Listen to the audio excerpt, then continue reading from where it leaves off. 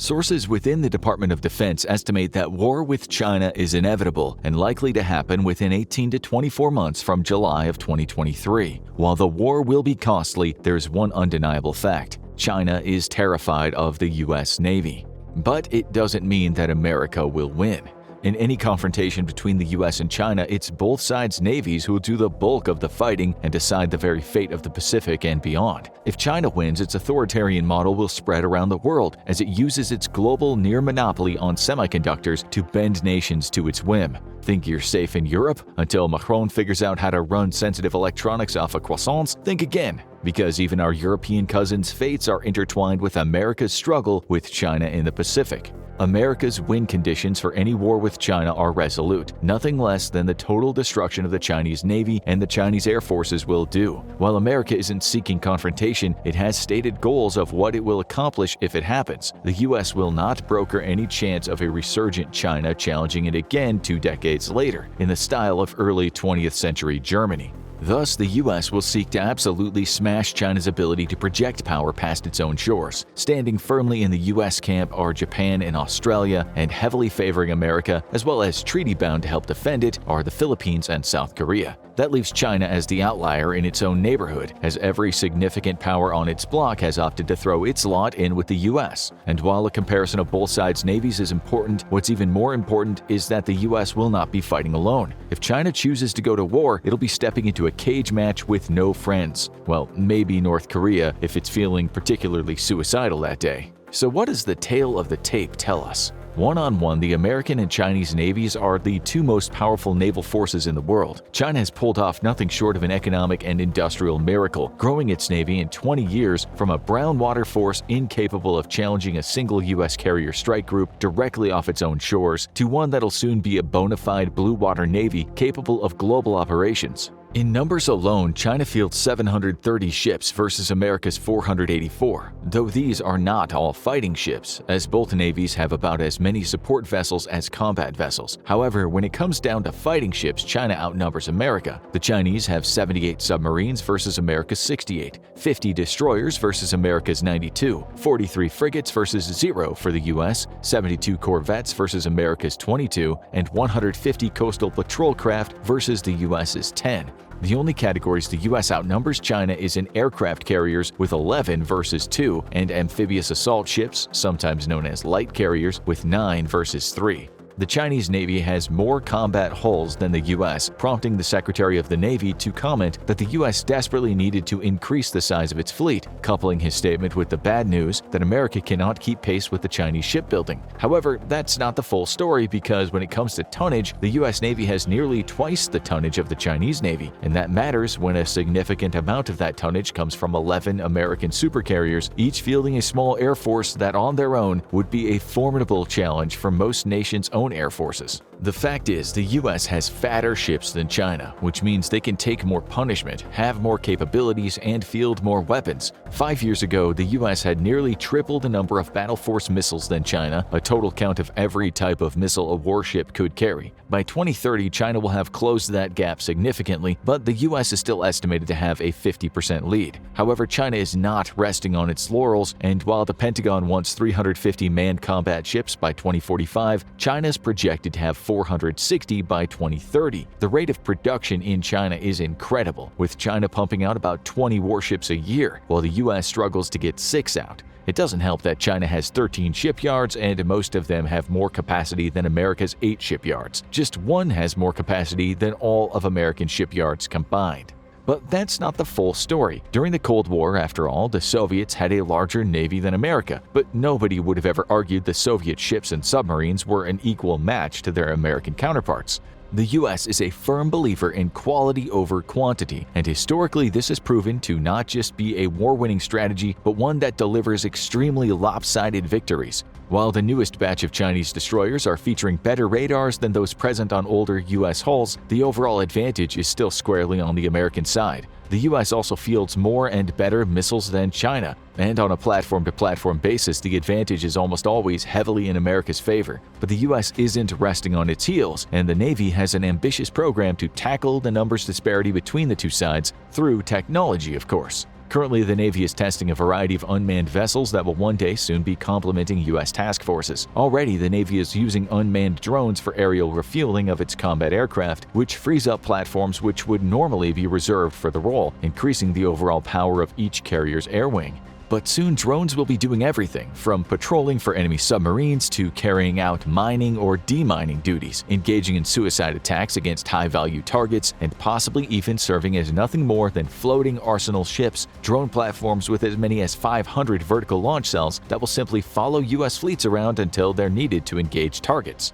America is betting big on unmanned tech to level the playing field between the two sides, because while having bigger, more capable ships is good, it also means that the loss of each individual ship is a bigger proportional loss of combat power. What if war broke out today, though?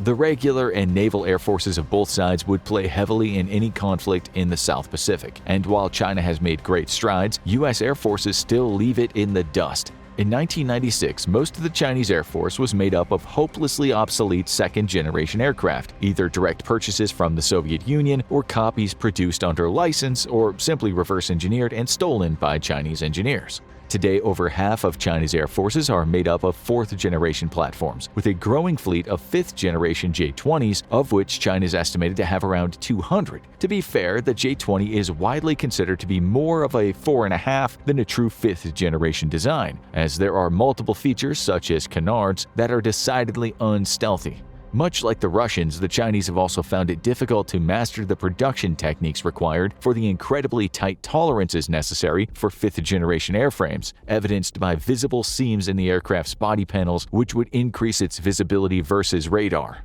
Materials technology also lags behind the US and the West overall, as does the development of advanced avionics and other sensors. Lastly, the J-20 has underpowered engines, as China has struggled to develop native engines that can match the performance of American engines. And it's not just sheer power, it's efficiency and reliability. One American F-16 pilot remarked how when speaking with Chinese pilots, they expressed shock and surprise when he informed them of his flight around the world in his F-16. Chinese engines are notoriously unreliable, and it's estimated that the Chinese would only get a few hours of combat time out of each engine before needing serious maintenance. As it stands, Chinese jet engine reliability is about 1/4 of American or European jet engines, a significant problem. Underpowered engines have also hamstrung the development of a true carrier fighter, with China's J-15 Flying Shark incapable of lifting the type of loads an American F-18 would, limiting either combat range or armament. China's engine problem stems from its history of imitating rather than innovating.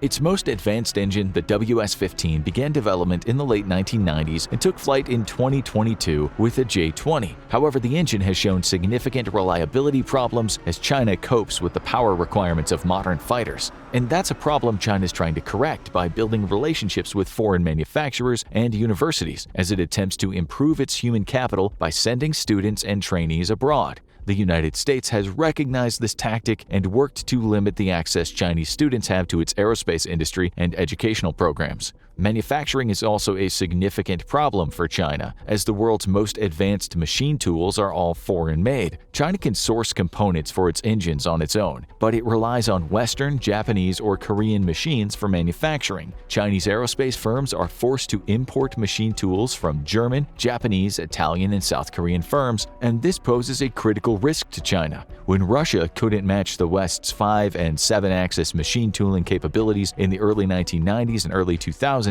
demand for its defense products shrank considerably. These high-precision machine tools are critical for the development of advanced aircraft structures, compressor blades, and inertial navigation systems. China is also struggling to figure out how to optimize its manufacturing process and has been attempting to steal secrets from the West for years. In 2018, Chinese-American Zhao Qingjiang was convicted by the Department of Justice for stealing trade secrets regarding turbine sealing. Chinese intelligence officer Xu Yangjung was discovered to be targeting experts from Western aerospace companies and plying them for sensitive manufacturing data and attempting to get them to speak to their Chinese counterparts to improve Chinese efficiency. Despite plenty of theft of intellectual property, the country is basically built on it, the one thing that China can't steal is expertise, and its native workforce lacks the decades of training and experience to properly implement the stolen knowledge. That situation is unlikely to change anytime soon, as China historically has a significant problem attracting talented immigrants. On an airframe basis, though, the US has a significant advantage over China, with a completely modern fleet that sees ongoing modernization efforts through either upgrade programs or the acquisition of new aircraft like the F-35. It's no secret that the US absolutely loves its air forces, and it fields nearly twice as many fighters as China does. It also has 7 times as many special mission aircraft critical for modern success than China does. Notable mentions, however, are the F-22 Raptor, which blows the J-20 out of the sky, literally, if it ever came down to it. The Raptor is facing a modernity problem, as its old architecture makes it prohibitively expensive to significantly upgrade its electronic brains, but it's still significantly more lethal than anything in the Chinese fleet. Even China's most advanced balloon technology is no match for the deadliest plane in the sky. The Raptor's ever-evolving little brother, though, is what China should be the most worried about. The F-35 is not as stealthy as the Raptor, but what it lacks in stealth it more than makes up for in literally everything else. The aircraft is designed from the ground up to be a true 21st century weapon. It features high levels of automation unmatched in any other platform, which lets the pilot focus on the job that matters, killing bad guys or avoiding being killed in return. A system of distributed cameras also allows its pilot to look through the frame of his own aircraft, giving him unparalleled situational awareness. But the F-35's real strength is its ability to speak with other weapon systems in the US arsenal, in effect making it a miniature airborne air traffic control. It can even guide the weapons fired by other aircraft or surface platforms to their targets, allowing it to use its stealth to penetrate into airspace that its fourth-generation cousins couldn't, while guiding their long-range weapons to targets it can see. But the US isn't done there, because even before the F-35 fully replaces that F-18 fleet, the US Navy is already designing its next-generation naval fighter. This 6th-generation aircraft is pure speculation at the moment, though the Air Force has confirmed that its own version has already been flying for about 2 years. What we do know is that the Navy wants to have a much greater range than either the F-18 or F-35, a greater payload capacity, and it needs to come with the capability of flying alongside drone wingmen.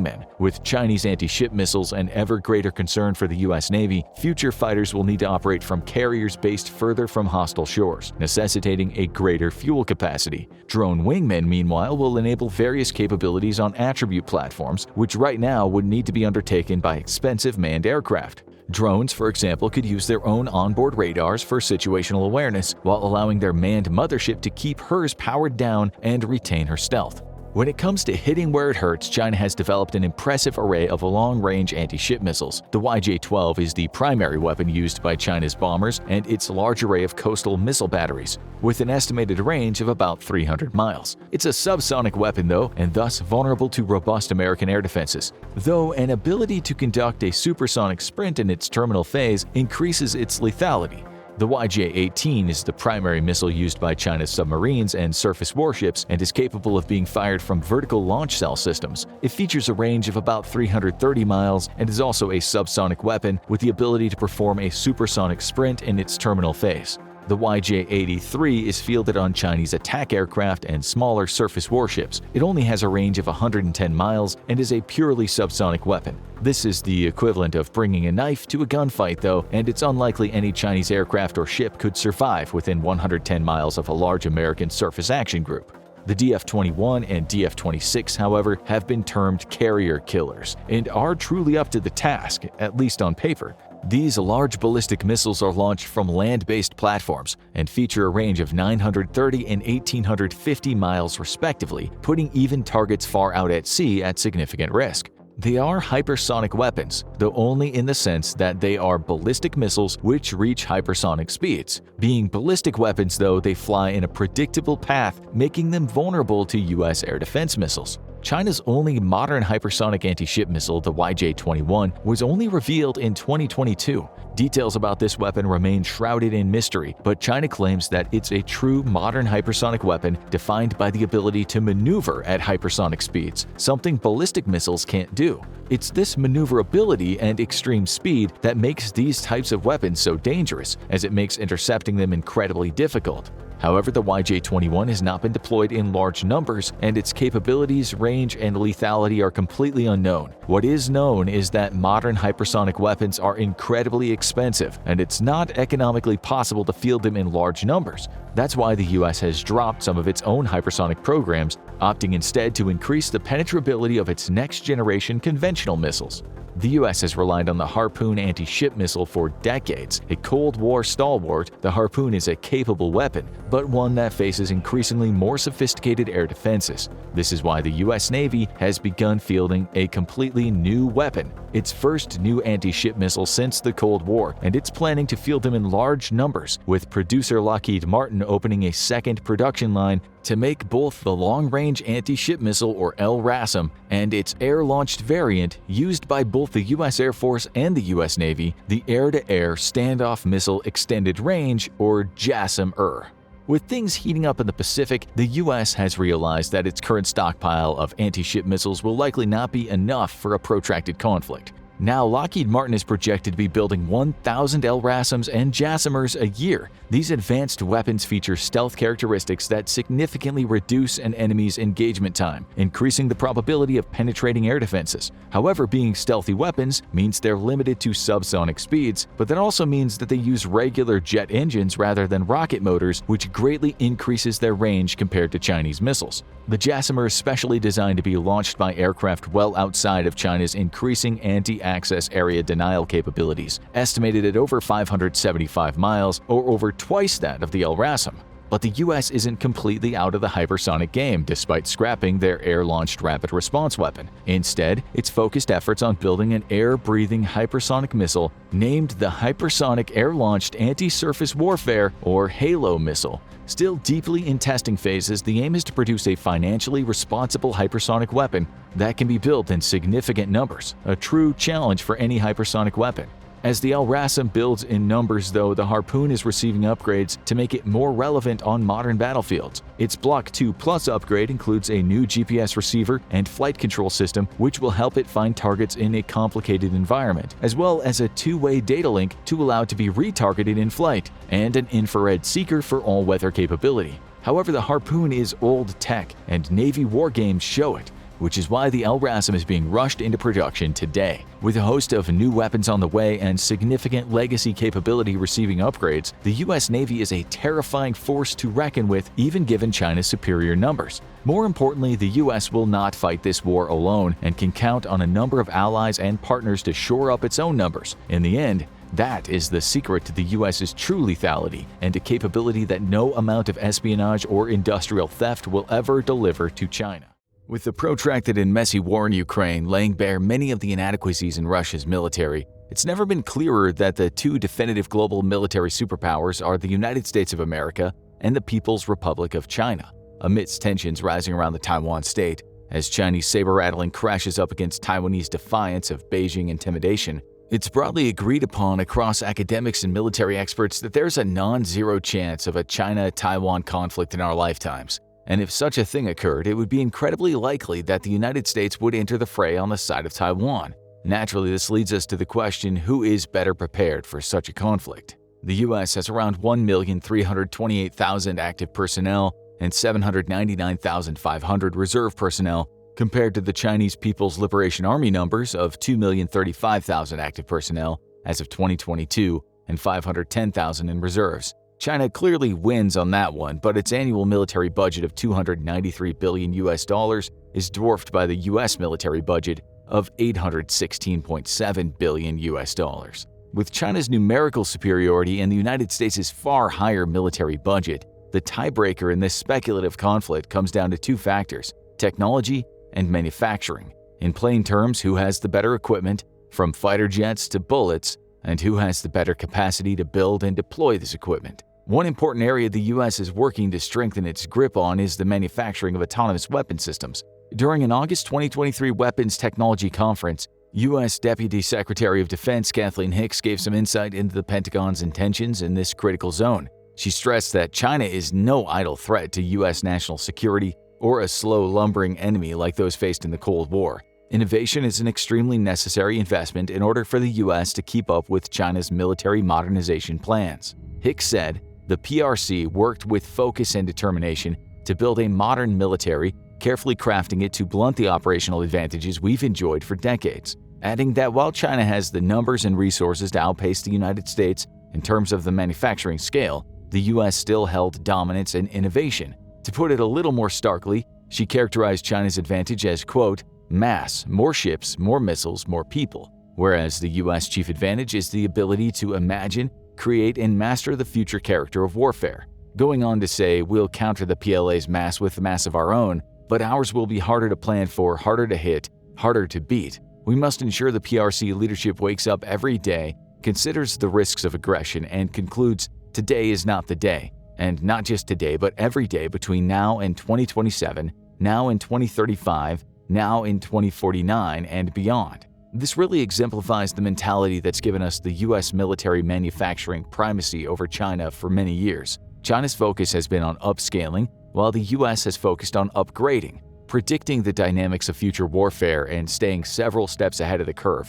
With highly budgeted agencies like DARPA, the Defense Advanced Research Projects Agency, constantly researching and developing new projects for the Pentagon, it's working smarter rather than harder. As DARPA's official website says, DARPA explicitly reaches for transformational change instead of incremental advances. This is the doctrine that the entire US Armed Forces follow, preparing to fight the war of tomorrow rather than the war of today. While much has been said about China's sweeping military modernization plans, such claims should always be followed by, but is it enough? Experts are split on this, but in 2021, Mangesh Sawant released an article titled, Why China Cannot Challenge the US Military Primacy in the Journal of Indo-Pacific Affairs, which comes out strongly on the dissenting side, arguing that despite efforts made, China's military is still archaic compared to what the United States has to offer. In Sawant's words, less than 30% of China's surface forces, air force, and air defense forces, and 55% of its submarine fleet were modern in 2011.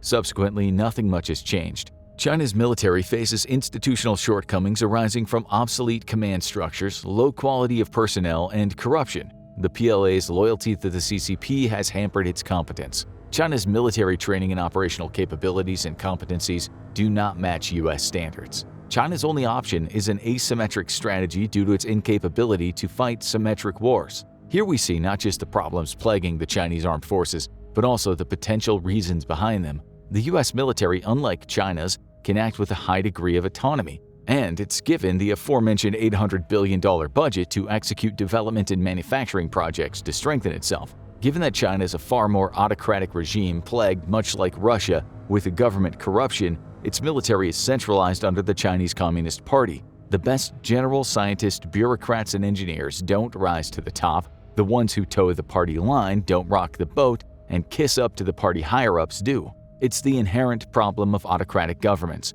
China exists in a state of highly controlled propaganda. To admit flaws in the government or the military is to show weakness, and to show weakness is to transgress against the government and incur strict penalties. But the first step to any actual improvement is to make an accurate assessment of the ways a system is falling short, and when these assessments are penalized, it should not surprise anyone that Chinese military doctrine is stagnant. And this same stagnation, of course, extends to the way it manufactures military technology. Let's compare this to the system underpinning US military manufacturing. It would be naive to say that the US military is devoid of corruption. As with anything involving over $800 billion, greed and self-interest are at play. Arms manufacturers lobby for the best contracts, and there is, of course, a political element to who gets installed in the top military positions.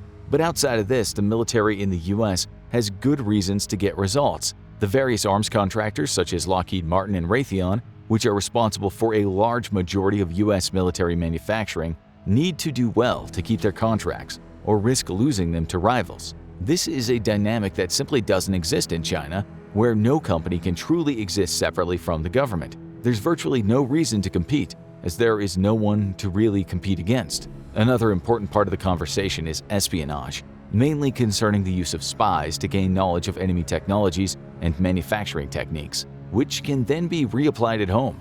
But who's spying on who here and why? In this case and many others, the easiest way of finding out is by looking at who's copying whose homework.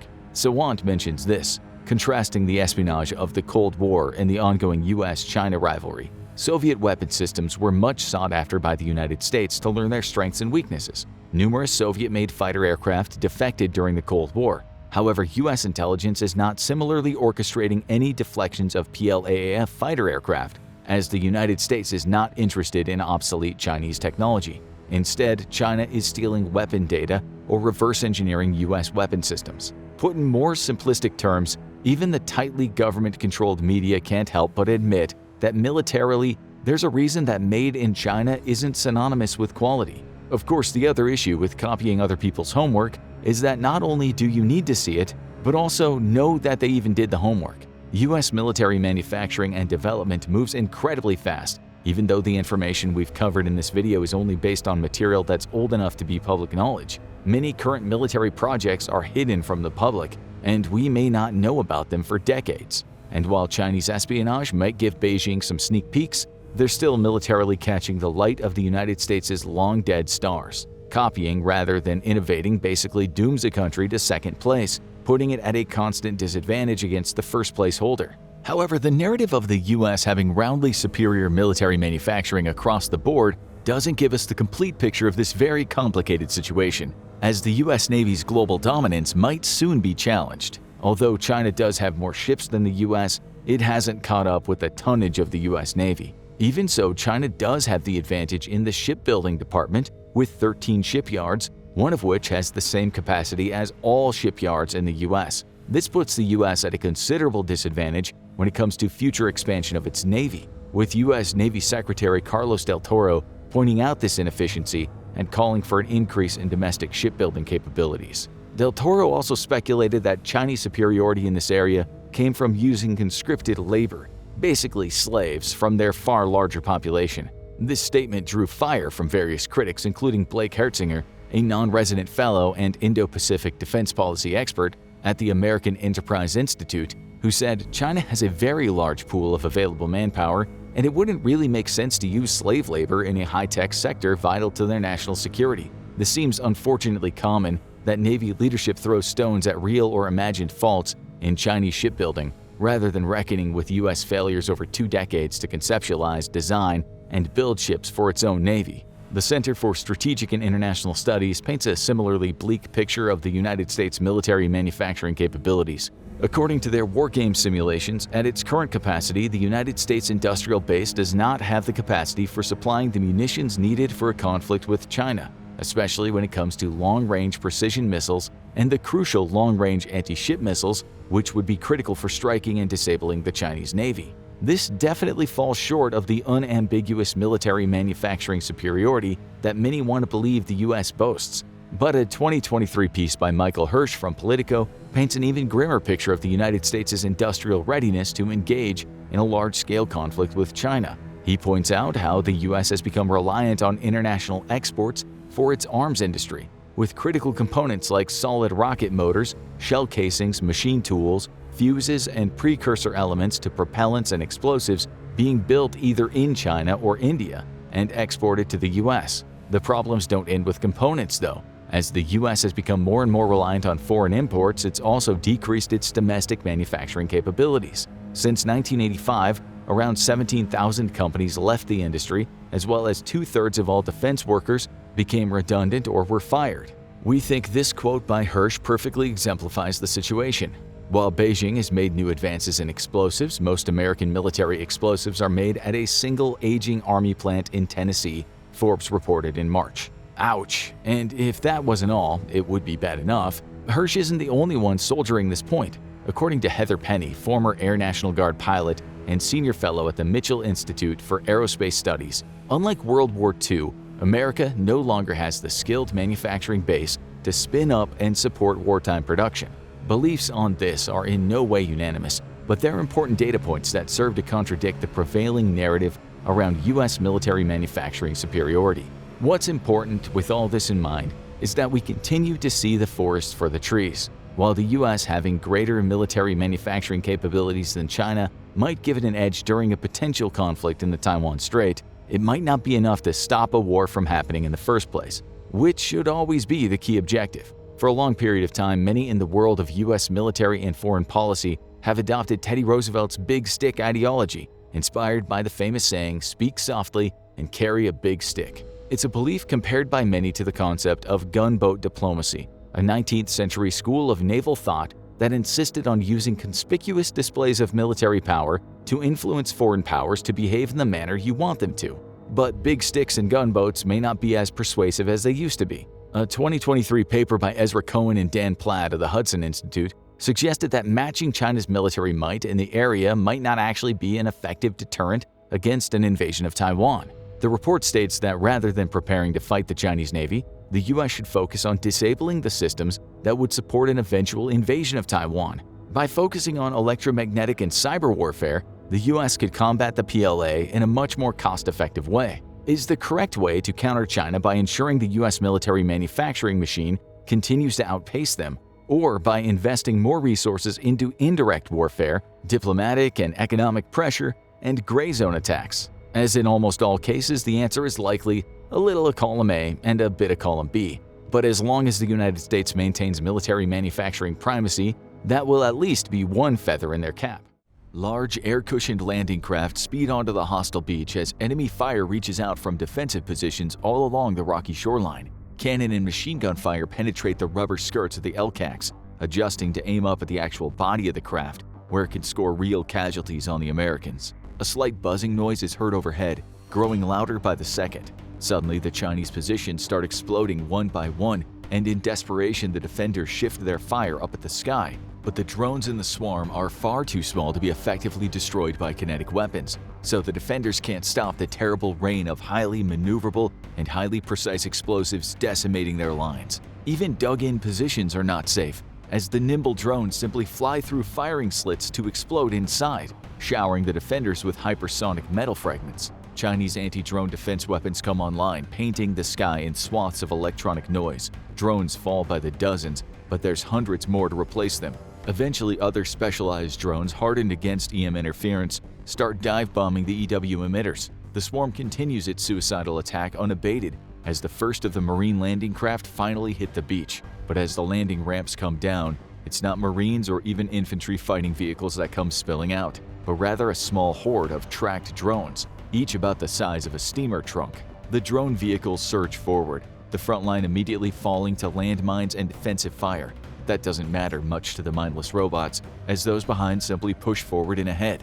They run into more enemy fire and even more landmines, but in their wake leave behind a tracked path through which the Marines who will soon hit the shore can travel, largely safe from the landmines. The drones themselves now put out a steady barrage of cannon fire, firing 20mm cannons and 50 caliber machine guns. Most are destroyed, but some make it all the way to the Chinese positions where they promptly explode, leaving behind 10-foot craters and showering a large area in explosive fragments. The Marines that are now hitting the beach use the downed drones as cover, as special drone operators rapidly dispatch mini swarms of very agile drones the size of a small bird. Using virtual reality goggles, the operators guide those drones in with pinpoint accuracy, killing individual Chinese defenders. Out at sea, a Chinese task force attempts to dislodge the American amphibious assault group and end the beach landings. As the big Type 55 destroyers near anti-ship missile range, sonar operators suddenly warn of a strange sound they've never heard before.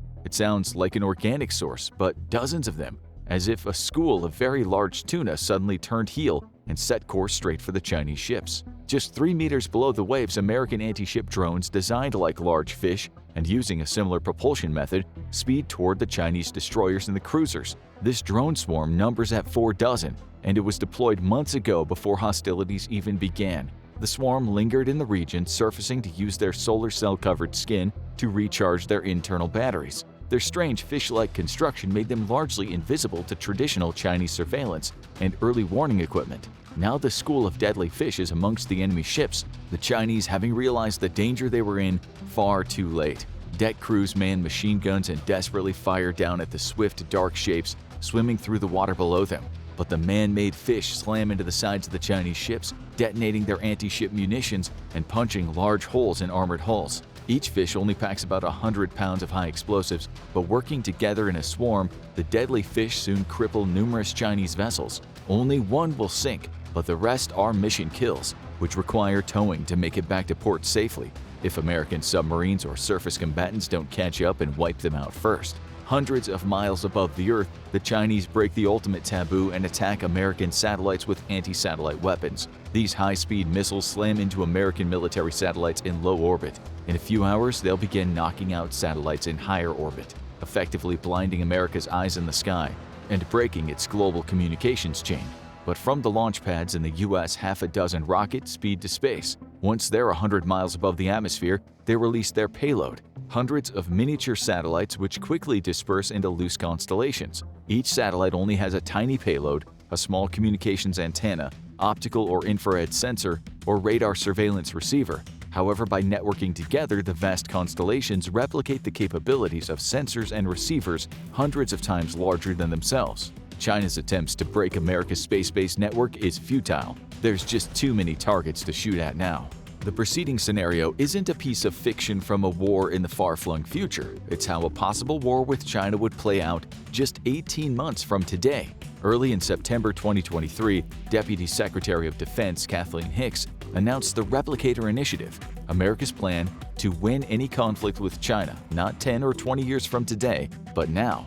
America faces a very significant risk of war with China and an equally significant challenge in fighting said war. The Chinese Communist Party, under direction of President Xi Jinping, has made it clear that reunification with Taiwan will happen, one way or another, either peacefully or by force. U.S. President Joe Biden broke the status quo and firmly stated that the U.S. would come to the defense of Taiwan in case of Chinese invasion, saying the quiet part out loud for the first time in U.S.-Chinese relations. But why should the U.S. care about Taiwan, and how would the Replicator Initiative win such a war? Taiwan is one of the most strategically important places on Earth for both China and the United States, as well as anyone who enjoys the liberal world order and would rather see democracy rather than Chinese-style autocracy continue to spread.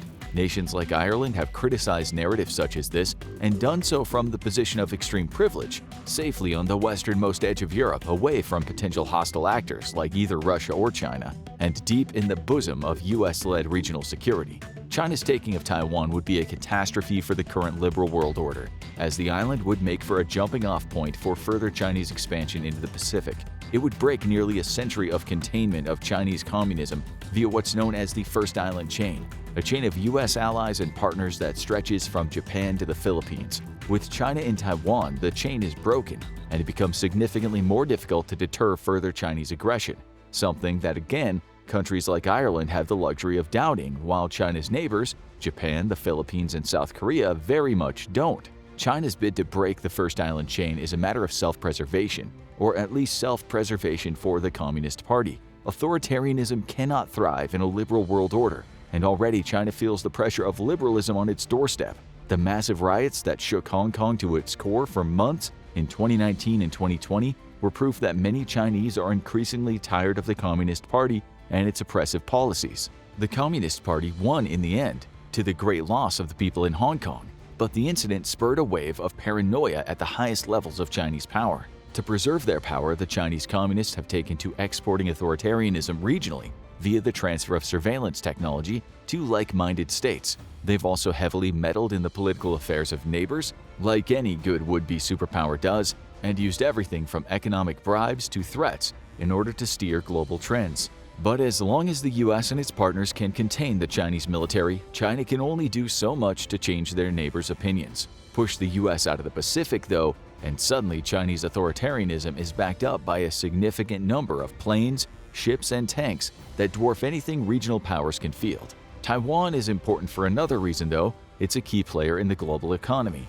Known as its Silicon Shield, Taiwan invested heavily into semiconductor manufacturing, becoming a global leader and manufacturing a significant supply of the world's most advanced computer chips. Unless Ireland figures out how to power their electronics with potatoes instead of computer chips, keeping the Chinese Communist Party from having a stranglehold on this global supply is the only way to safeguard national economies. And with China in control of the majority of the world's supply of advanced computer chips, every nation in the world, including the US, would be at its mercy.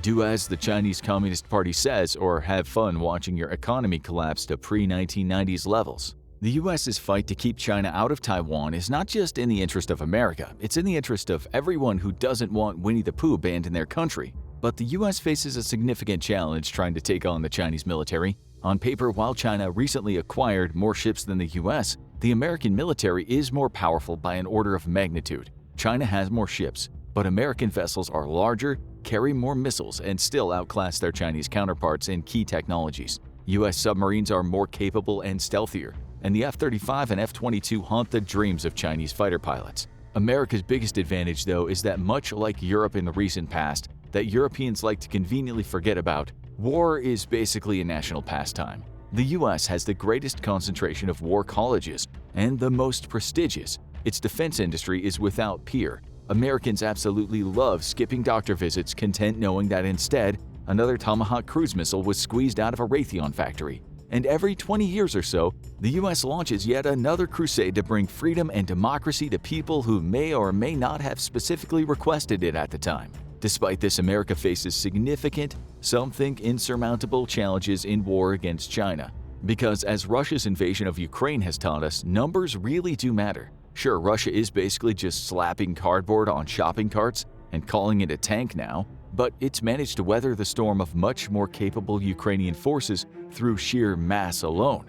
This is bad news when the US looks at a conflict with China, because the F-35 and the F-22 will beat the pants out of the J-20, but there's only so many of either to go around, and China's fleet of J-20s keeps getting bigger every year.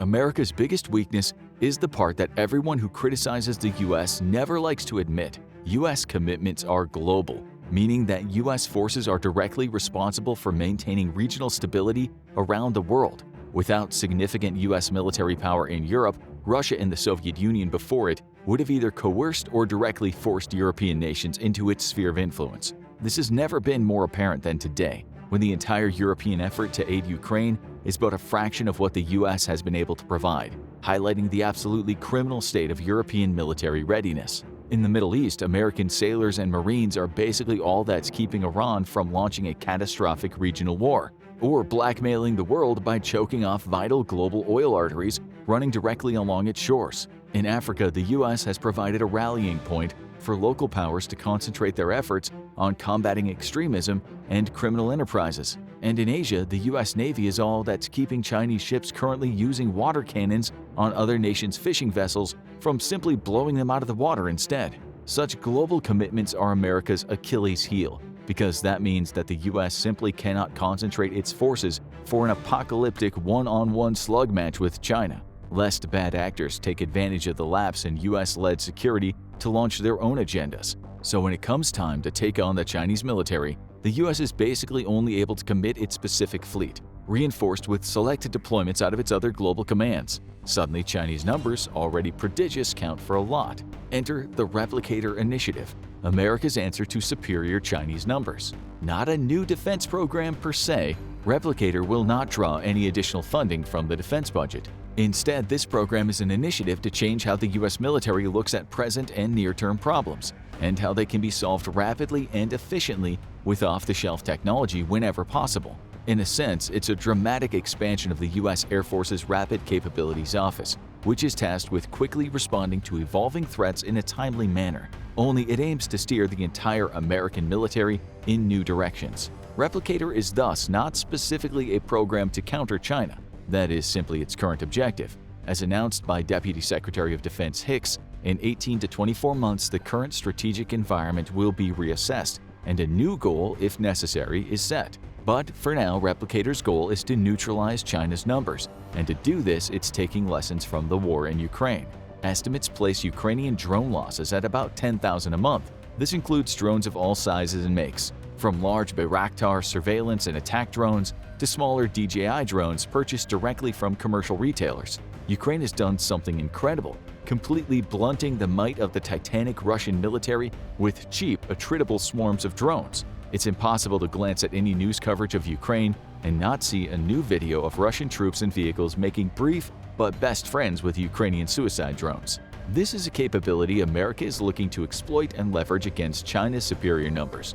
The current goal of the Replicator Initiative is to immediately begin researching how to implement drones in vast swarms on the land, the air, the sea, and even space, and how to do so largely using off-the-shelf commercial technology. Inevitably, though, new types of specialized military drones will be developed, similar to the Switchblade drones used in Ukraine today, However, the focus of Replicator is for these drones to be easily mass-produced and extremely attritable. That means these drones have to be cheap enough to be lost in large quantities without significantly hurting the DoD's pocketbook. China has created an excellent strategic position for itself in the Pacific, establishing a network of defenses meant to keep the U.S. at arm's bay. Known as anti-access area denial, it's all in the name. Using aircraft, drones, and long-range missiles, China's hoping to keep U.S. ships and aircraft far out of any fighting in the Western Pacific. The U.S.'s answer to A2D2, as the cool kids call it, is ADA2, because good God does the U.S. love acronyms. All-domain attritable autonomy is meant to directly counter China's A2D2 capabilities by simply overwhelming Chinese A2D2 assets through sheer numbers of expendable drones. Larger U.S. combat platforms can move in to win the fight. These drones will operate in large swarms, in all warfighting domains, even space. Traditional surveillance satellites, for instance, can take years to fund, produce, and finally launch, and can be completely destroyed by a single cheap anti-satellite weapon. However, by simply putting up a networked swarm of drones doing the same job as a larger, more expensive satellite, America's space capabilities become so numerous to the point of it becoming utterly futile to attempt to take them out in the first place. We already have proof of the concept in Starlink, vital to Ukrainian war efforts, even if Elon Musk conveniently decided to shut Starlink down just as a Ukrainian drone swarm attack was about to descend on Russian ships in Crimea, causing the drones to go out of contact or drown. Remember this drone that washed up on a Crimean beach in September 2022? Turns out there's evidence that Musk sabotaged the drone attack by shutting Starlink down as the Ukrainians launched their attack, because he apparently believed that a strategic defeat in Crimea would prompt Putin to launch nuclear weapons. With Starlink service to Ukraine now funded by the Department of Defense, who we assume had a very long chat with Mr. Musk about his interference in the war, it's clear large swarms of satellites pose a nigh insurmountable problem for Russian forces. Likewise, Replicator aims to present just such a conundrum to the Chinese anti-satellite forces. The biggest bombshell of the Replicator initiative's announcement, though, was its timeline. Many thousands of new drones in active service in the next 18 to 24 months. This isn't another lengthy weapons acquisition program. It's a boot in the ass to the DoD's notoriously lengthy procurement timelines to get warfighters the tools they need tomorrow, today. Described as a more cultural shift than a physical program, Replicator is the product of a new reality. The U.S. is back to great power competition, but unlike in the Cold War, technology today advances so rapidly that capabilities must be upgraded regularly, not decades apart. This is why the Block 4 upgrade for the F-35 is so vital, as it'll create an open architecture design for the fighter which will allow future upgrades to be installed faster and more cheaply. A similar attitude is already present in the U.S. Air Force's Next Generation Air Dominance program, which aims to field the world's first 6th-generation fighter, not in 2 decades, as a major fighter program typically takes to mature, but by 2030, as a combat-ready fighter no less. The news that an NGAD prototype had already taken flight in the late 2010s sent shockwaves around the world, especially as the first test flight came a mere few years after the program was officially announced. NGAD represents what the Replicator initiative aims to do with the entire U.S. military, not just the Air Force. U.S. military culture needs to shift away from a legacy systems mindset to one of constant innovation and rapid development. Technologies such as 3D printing are making this possible and are already being used to create the U.S. Army's replacement for the Bradley infantry fighting vehicle. But the hardest challenge for Replicator is not devising new tools and capabilities, but rather changing the mindset of the personnel within the Department of Defense themselves, encouraging innovation and risk-taking as a way to ensure that the state-of-the-art is not a destination, but an ongoing journey. How could one of the largest economies in the entire world suddenly need the support of its biggest competition? What led to China experiencing staggering growth and seeking to engage with the U.S.? And could ironing out their rocky relationship even be of benefit to either country and their economies? Well, we're about to find out. Welcome to the Infographics Show, and join us as we do our best to determine the real reason that China might desperately need the United States again. From late 2019 all the way through 2020, and with many of its effects still being felt today, the entire world was rocked by the COVID-19 pandemic. Many schools and businesses needed to implement social distancing measures in order to reduce the spread of the respiratory virus, and in some countries, nationwide lockdowns became a regular occurrence. The pandemic had a considerable economic impact on every major country across the globe. The fallout of so many businesses closing their doors in order to prevent the spread of COVID-19, as well as restrictions on importing and exporting goods, meant that for many countries less money was going into their economies while plenty was going out. This led to significant financial fallout the world over, which some economies are only just starting to recover from. But over in China, that recovery seems to have been unexpectedly hindered. For a time, China's economy looked to be doing relatively well, getting better post-COVID at a rate that was actually exceeding the Chinese government's expectations. Although the country's consumers were avoiding larger purchases, like new cars or apartments, and a number of Chinese factories were running at lower capacity than usual, their exports were recovering and in some cases actually getting stronger.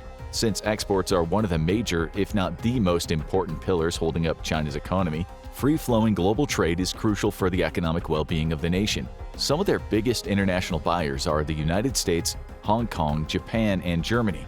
Over the past decade, China's exports have steadily grown, with the exception of 2009. During that year, the global financial crisis and an economic downturn across the world caused trade to slow down in most countries. Additionally, 2016 was another year that saw notable decreases in global demand for products exported from China.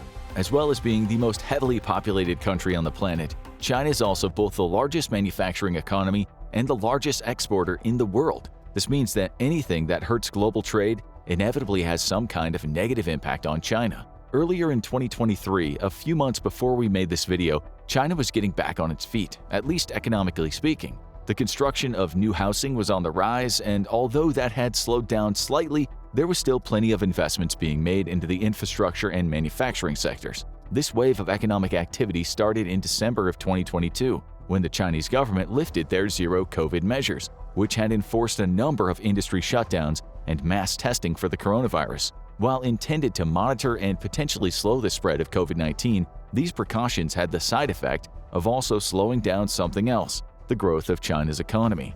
During the fourth quarter of 2022, the country saw a worrying uptick in cases of COVID-19, which caused growth to drop just short of 3%. After the zero-COVID measures were lifted, this growth went up by 4.5% between January and March of 2023 when compared to the figures from the same months during the previous year. This growth was largely driven by consumers gaining purchasing confidence, spending money, and thus fueling the economy. So why is all of this important? China plays a crucial role on the global economic stage. It's the second largest economy in the entire world, with only the United States ranked above it. China's gross domestic product, the value of all the goods produced and all the services provided during a single year, was almost $18 trillion. Considering this is around 17 to 20% of the global GDP, if China experiences an economic downturn, that shock will almost certainly impact every other nation in the world. China is also part of the economic group BRICS, which also includes Brazil, Russia, India, and South Africa. BRICS is a complicated topic in and of itself, but for the purposes of this video, you just need to know that in 2022, China outranked all other BRICS member countries in terms of GDP. However, despite this, 2022 was still considered to be one of the country's worst economic performances in years. Given the size of its economy and the rate at which it has grown, China has been one of, if not the single driving forces behind economic growth for the entire world. And that's what makes it so important, and why a sudden, unexpected slowdown in their recovery from COVID's economic aftermath should be a cause for concern for other countries, especially those that trade with China. That being said, we're living in a time where there are constant tensions between various nations across the world, and as those continue simmering, they can occasionally boil over and cause disagreements to occur.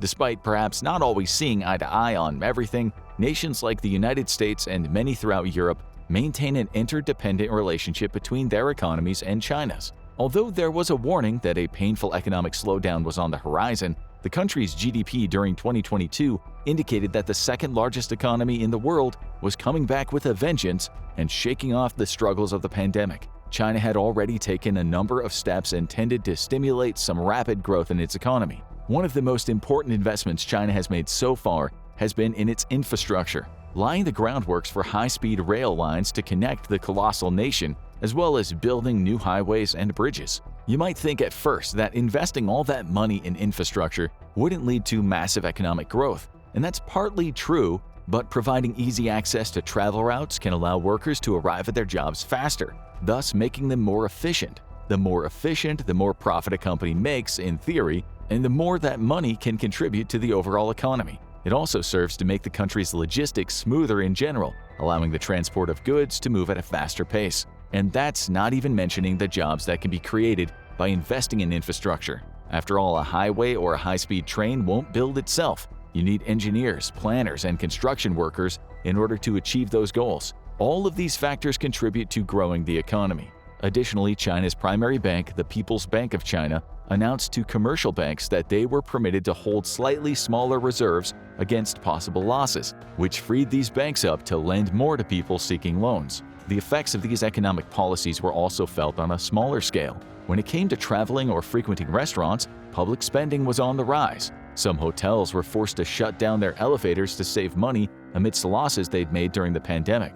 Now, these same establishments, which only saw occasional diners in their restaurants, were now receiving hundreds of customers, with lines of people waiting for a table trailing out the door. However, these hints that the economy was stabilizing were perhaps misleading. There was an increase in consumer spending, but it was uneven. One butcher at a street market in Suzhou noticed that his customers were still being frugal, staying highly selective about where and how they spent their money. Frugality is, of course, a person's right and down to their own discretion. But this particular vendor, a small business owner, noticed the impact it was having on his sales. However, a catfish vendor within the same Suzhou market had a different experience. As he often sold his wares to local restaurants, his business significantly slowed down during the pandemic when local restaurants shut down.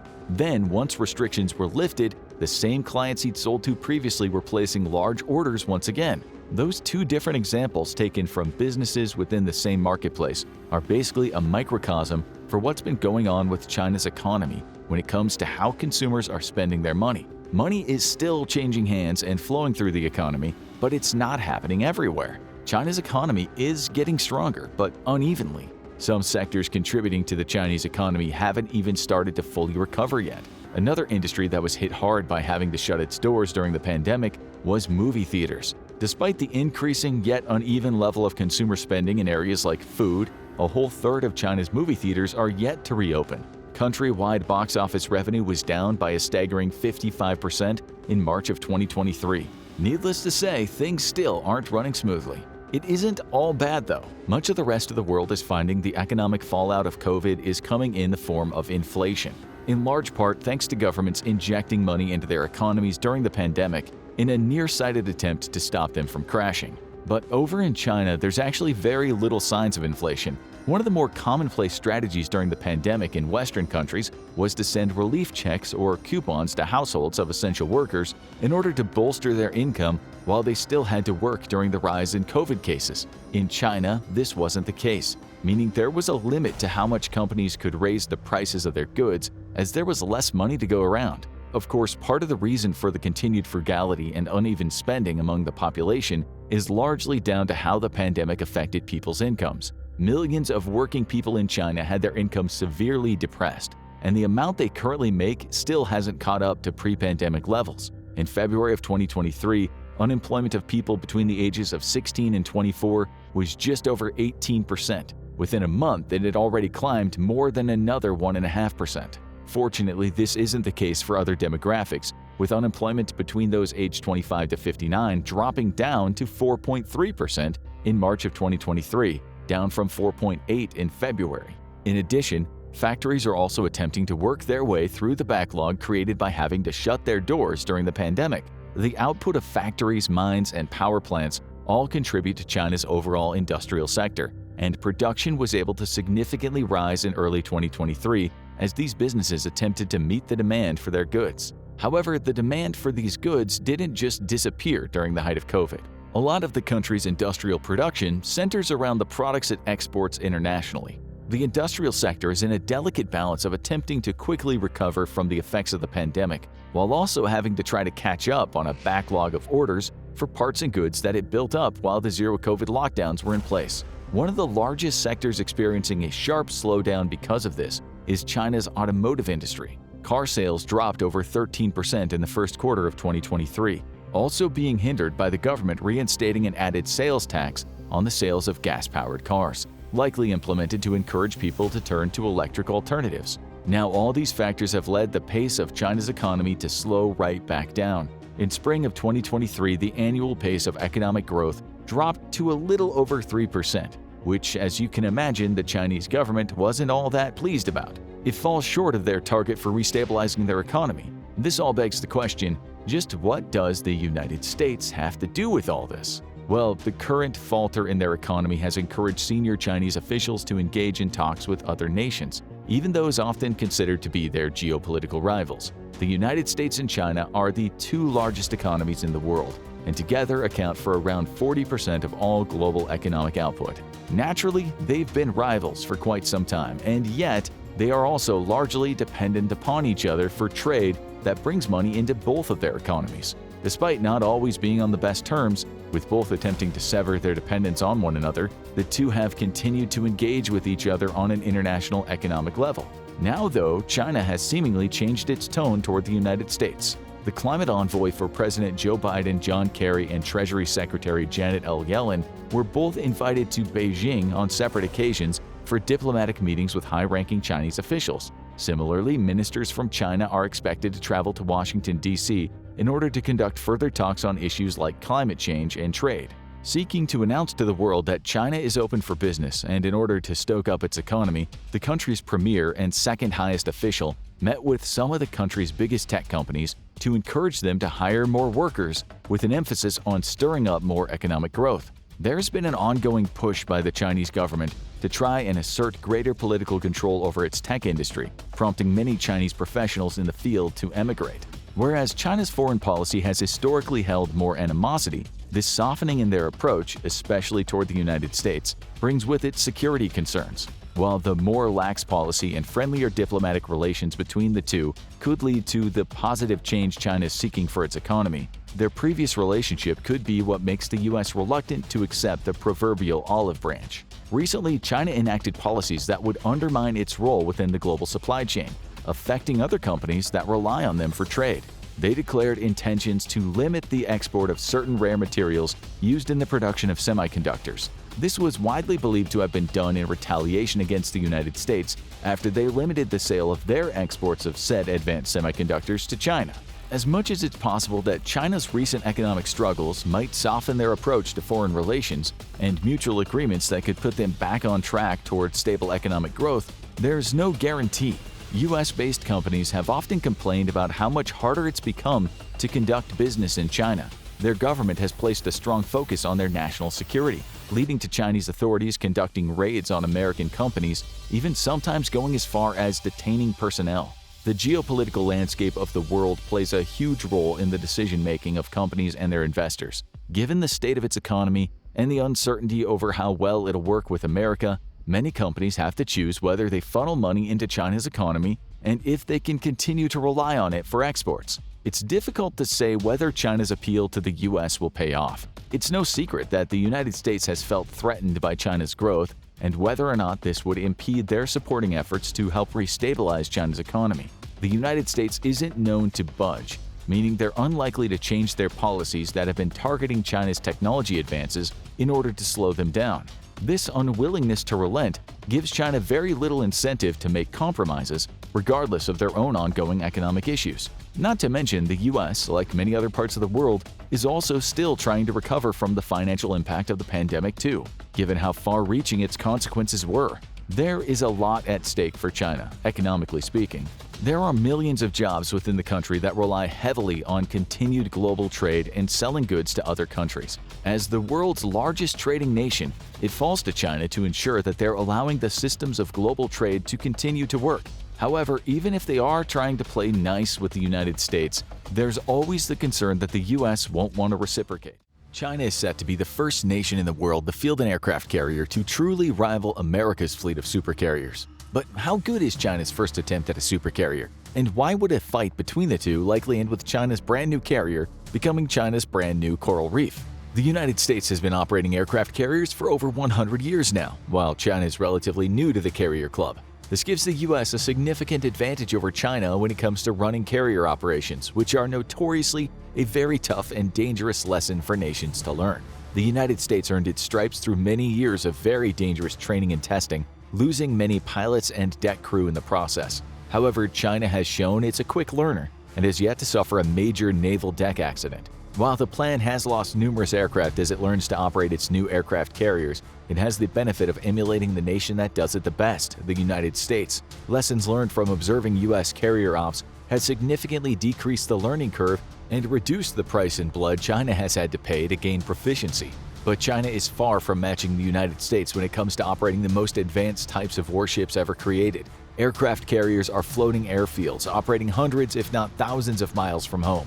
They need to be able to launch very heavy aircraft at fast enough speeds to get them airborne and recover them by bringing them in from takeoff speed to a stop in mere seconds. Anything more complex than a routine training exercise requires careful coordination of hundreds of personnel, and combat operations are something else altogether, with aircraft taking off and landing at the same time. A delicate ballet that the US has learned to perform expertly at a very high price in lives and aircraft lost. China has yet to show this capability, and while it has performed well in training cruises, it's yet to try the really hard stuff like combat-paced operations, such as launch and recovery at night and in inclement weather. The US Navy is an all-weather, 24-hour force trained to pressure an enemy relentlessly, giving no pause no matter how bad the weather is or how dark it gets. These types of carrier operations, however, are notoriously dangerous, and from time to time the US still manages to lose a plane or two. However, China has yet to attempt those more dangerous of carrier operations, and it remains to be seen how well its deck crews and pilots will perform when Mother Nature is beating down on them or in the dead of night. While they will likely learn to master inclement weather and nighttime ops, for now the US retains a significant advantage in this area. What about the physical ships though? How do the two match up? First, it's important to note that the very philosophy behind the use of carriers differs between the US and China. The United States sees its carrier as a global force capable of fighting and winning anywhere on the planet. If you start a mess, you can expect the US carrier off the shore of your country within 3 to 9 business days. China, however, is incapable of global power projection due to a lack of large surface combatants and global logistics capabilities. Thus, its aircraft carrier is instead meant for regional operations, never far from the shore or support of shore-based assets. This is good enough for now, when the greatest challenge the Type 003 might face is a fight against a US carrier strike group for the Malacca Strait. However, if China wishes to dethrone the US as a global superpower and impose its will upon the world, then the Type 003 is not the carrier for the job. China's Type 3 will be conventionally powered, which already places it at a massive disadvantage against a Ford-class American carrier. US carriers are nuclear-powered, which not only makes their range infinite but comes with a host of follow-on benefits. For instance, without the need for refueling, US carriers don't need their own dedicated oiler to keep them in the fight. This significantly reduces an enemy's ability to disrupt a US carrier by targeting support vessels. The Chinese Type 3, however, will require constant resupply, a link in the chain of Chinese naval operations that the US weapons are extremely well suited to breaking. Long-range stealth anti-ship missiles and the US's nuclear attack submarine fleet all pose deadly threats to support assets and will put pressure on China to fight more defensively than it would otherwise need to.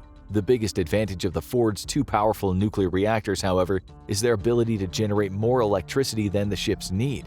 This makes it possible to install future technology onto the ship without requiring a massive redesign or lengthy overhaul. The Type 03 doesn't have this capability and is largely stuck in the configuration it'll launch in. The US, meanwhile, is looking to soon add technology like directed energy weapons to its carriers and has more than enough juice to do so. US carriers are future-friendly. The Type 003 is not. However, this is hardly surprising. The Type 3 is China's first attempt at an indigenous carrier that can begin to match US capabilities. It's not a final design, so to speak, but rather one that'll influence the evolution of carrier design in the People's Liberation Army Navy. The Type 3 is also about 17 meters shorter than the Ford, at about 316 meters and a displacement of 80,000 tons, versus the Ford's 333 meters and displacement of 100,000 tons. Mass is important in surface warfare because larger ships are simply more difficult to sink. As seen in U.S. naval live-fire exercises on decommissioned carriers, U.S. carriers are incredibly difficult to actually sink. In 2018, Rear Admiral Lu Yuan of the People's Liberation Army Navy stated that the U.S. was so afraid of casualties that China could solve its territorial dispute with Taiwan and neighboring nations by simply sinking 2 U.S. carriers. Lu said, quote, "We'll see how frightened America is after losing 10,000 sailors." Rear Admiral Yuan has clearly never heard of two things. The first, Pearl Harbor, and the second, a 2005 SINK-X, where the Navy tried to sink the decommissioned aircraft carrier, the America. The carrier suffered 4 straight weeks of abuse of all kinds until she finally had to be scuttled by onboard demolition teams. However, it's important to note that the America was not being subjected to real weapons, but rather controlled explosives. The point of the testing was to see how to build better carriers to withstand combat damage, not to immediately sink her. However, not only did the America survive an intense battery of tests, but the Navy also took the lessons learned from the 2005 SINK-X and put them straight into the Ford. The USS America remains the only supercarrier to ever be sunk, and China is not privy to all the incredibly valuable information that the US Navy gathered from such an unprecedented exercise. There's no doubt that at a fundamental design level, the Ford is simply better engineered than the Type 3. There is one big improvement the Type 3 enjoys that the Ford shares, and the Chinese likely stole it from the US in the first place. While previous Chinese carriers employed ski-jump-style launch systems, the Type 3 will employ an electromagnetic catapult just like the Ford. This means China will finally be able to launch aircraft with full gas and combat loads, something it's unable to do aboard the Type 1 or Type 2. Electromagnetic catapults also significantly reduce complexity, decreasing maintenance and operating costs, as well as being able to be more finely tuned for various aircraft and payloads. This directly reduces stresses on the airframe and extends their service life. But how mature is Chinese technology over its American counterpart? Nobody knows, and the US has been having notorious difficulties with the Ford's catapult over the years that have taken time to iron out. China is standing on the US's shoulders and has been able to bypass a significant amount of research and development though. Aircraft are a carrier's primary weapon, and here China is definitely on the disadvantage. The Ford can carry up to 90 aircraft, with about 3/4 of them being combat aircraft. It's unknown how many the Type 3 will ultimately carry, but it's believed it'll carry about 40 fighters. This leaves the Type 3 outgunned against a Ford. But the types of fighters also matter, and once more China is on the disadvantage in this area too. In March of 2023, the USS Gerald R. Ford deployed with its full air wing for the first time, Carrier Air Wing 8. Currently, the Navy plans to operate its Ford-class carriers with a mixed complement of battle-tested F-18s and new F-35Cs. By working together, the F-35s will be able to dramatically increase the survivability and lethality of their non-stealthy counterparts, as the F-35 can act as a miniature airborne control platform, guiding weapons fired by non-stealth aircraft safely out of reach of the enemy to their targets. However, the Navy is well on track to fully operate F-35Cs from its aircraft carriers as production continues to ramp up. A flying supercomputer, the F-35C is an aircraft with no peer in the Chinese arsenal. Its stealth doesn't make it invisible, but instead makes it incredibly difficult to acquire a weapons quality lock before it's already firing at you. This advantage alone makes it a lethal threat to Chinese air forces, but with its Block 4 upgrades, which will supercharge this already powerful fighter with a host of new electronic warfare capabilities, the F-35s will receive a capability no other fighter in the world can match: the ability to escort itself through skies filled with dense enemy radar networks. The upgraded AIM-260 air-to-air missile will not just neutralize China's only real current advantage, but overmatch it, with a range of at least 120 miles. The US Navy will finally outrange the Chinese PL-15, which is estimated to have a range of about 100 miles. The F-35 will also carry the Advanced Anti-Radiation Guided Missile Extended Range, a weapon specifically designed to take on China's anti-access area denial defense systems. Successfully tested against a moving target on December 8, 2022, the AAR-GM-ER can engage enemy radar systems from outside of their threat envelope, keeping its host aircraft safe. Even if the enemy turns off its radar, the AAR-GM-ER can use advanced digital modeling to locate its likely target and leverage onboard sensors to correctly identify a powered-down radar and destroy it. A missile believed to be China's new anti-radiation missile was spotted in 2020 under the wings of a J-11 fighter. However, little is known about its capabilities, though we do know that China lags significantly behind the US when it comes to sophistication of its weapon systems. The core of China's problem, though, comes from its carrier fighter, the J-15, nicknamed the Flying Shark. It's better known as the Flopping Fish in Chinese military media. The jet was based on a prototype Su-33 purchased from Ukraine, which the Chinese reverse-engineered, much to the chagrin of the Russians, who've watched China buy sample sizes of Russian tech only to reverse-engineer them and make their own versions. In effect, China made the Wish version of a Russian carrier fighter with predictable results. The J-15 suffers from a common problem that all Chinese jets face: bad engines. The Chinese utilize WS-10 engines built by Shenyang Liming Aircraft Engine Company, themselves copies of Russian Salyut Lyutka AL-31FN engines. However, developing aircraft engines is an incredibly complicated endeavor, and the Chinese have not shown that they're quite up to par. As such, the WS-10 significantly limits the operational range and payload capacity of China's air fleets. Recently, a J-20 was shown in flight with testing models of the WS-15, an indigenous design meant to overcome significant shortcomings of the WS-10. On paper, the WS-15 seems set to deliver the kind of performance that the J-15 desperately needs if it's going to go toe-to-toe with American fighters. However, as China remains one of the most opaque nations in the world on military matters, it's unknown just how capable the WS-15 engine truly is. What is known is that Chinese engines are notoriously unreliable.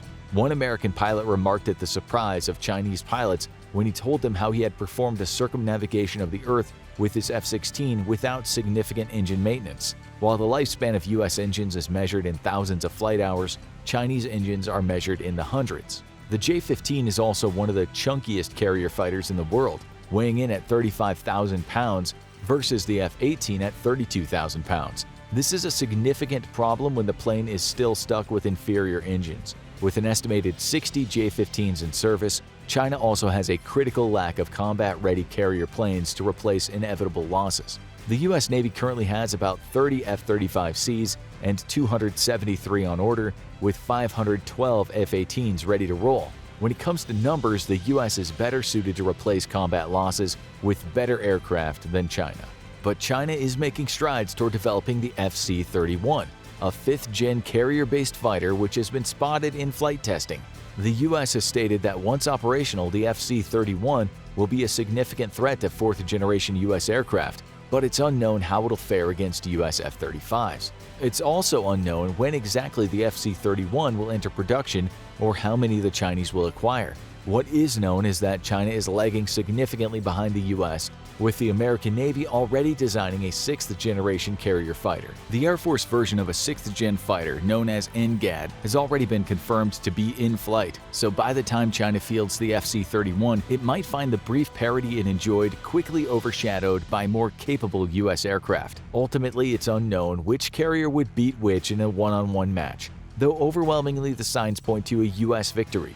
With far more experience than China and more mature and better technology in most areas, the U.S. is simply the more competent combatant in this scenario. However, this is not a reason to diminish the threat that Chinese carriers can and will pose to U.S. forces, as China has proven it's a very quick learner.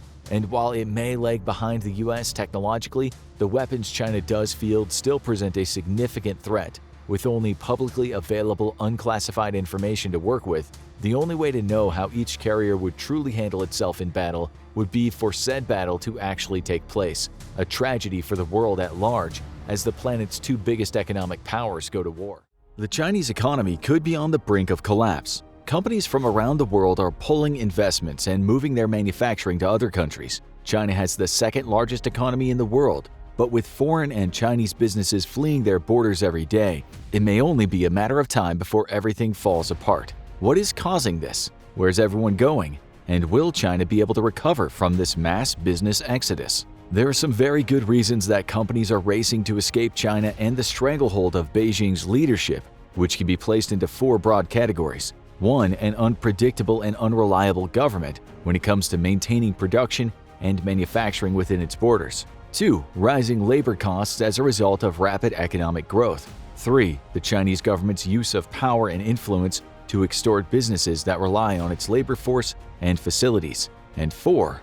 The very real geopolitical threat China poses that could threaten the ability of companies to do business. So let's dive deeper into the specifics of why each of these things is causing companies to flee the People's Republic of China. But first, we need to understand how the nation became a powerhouse of manufacturing and economic growth. There's no denying that China has unparalleled success in developing its economy over the last several decades. And although the United States still has the largest economy in the world, with a GDP of $23.32 trillion, even American companies rely heavily on Chinese manufacturing. It's China's rise to economic dominance in Asia that led it to becoming so influential and powerful on the world stage. So how did we get here?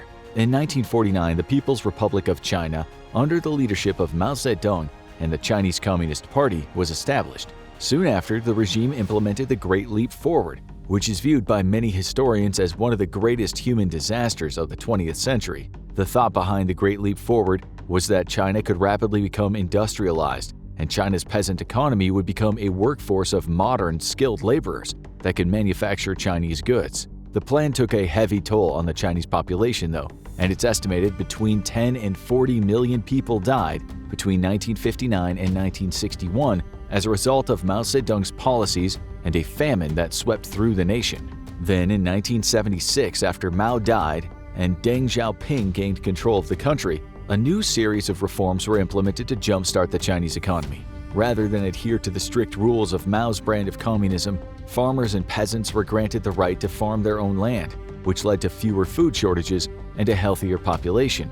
In 1979, Beijing decided to open up China to foreign investors. The United States and China re-established diplomatic ties that had been cut off when the Chinese Communist Party first took over and Mao isolated China from the rest of the world.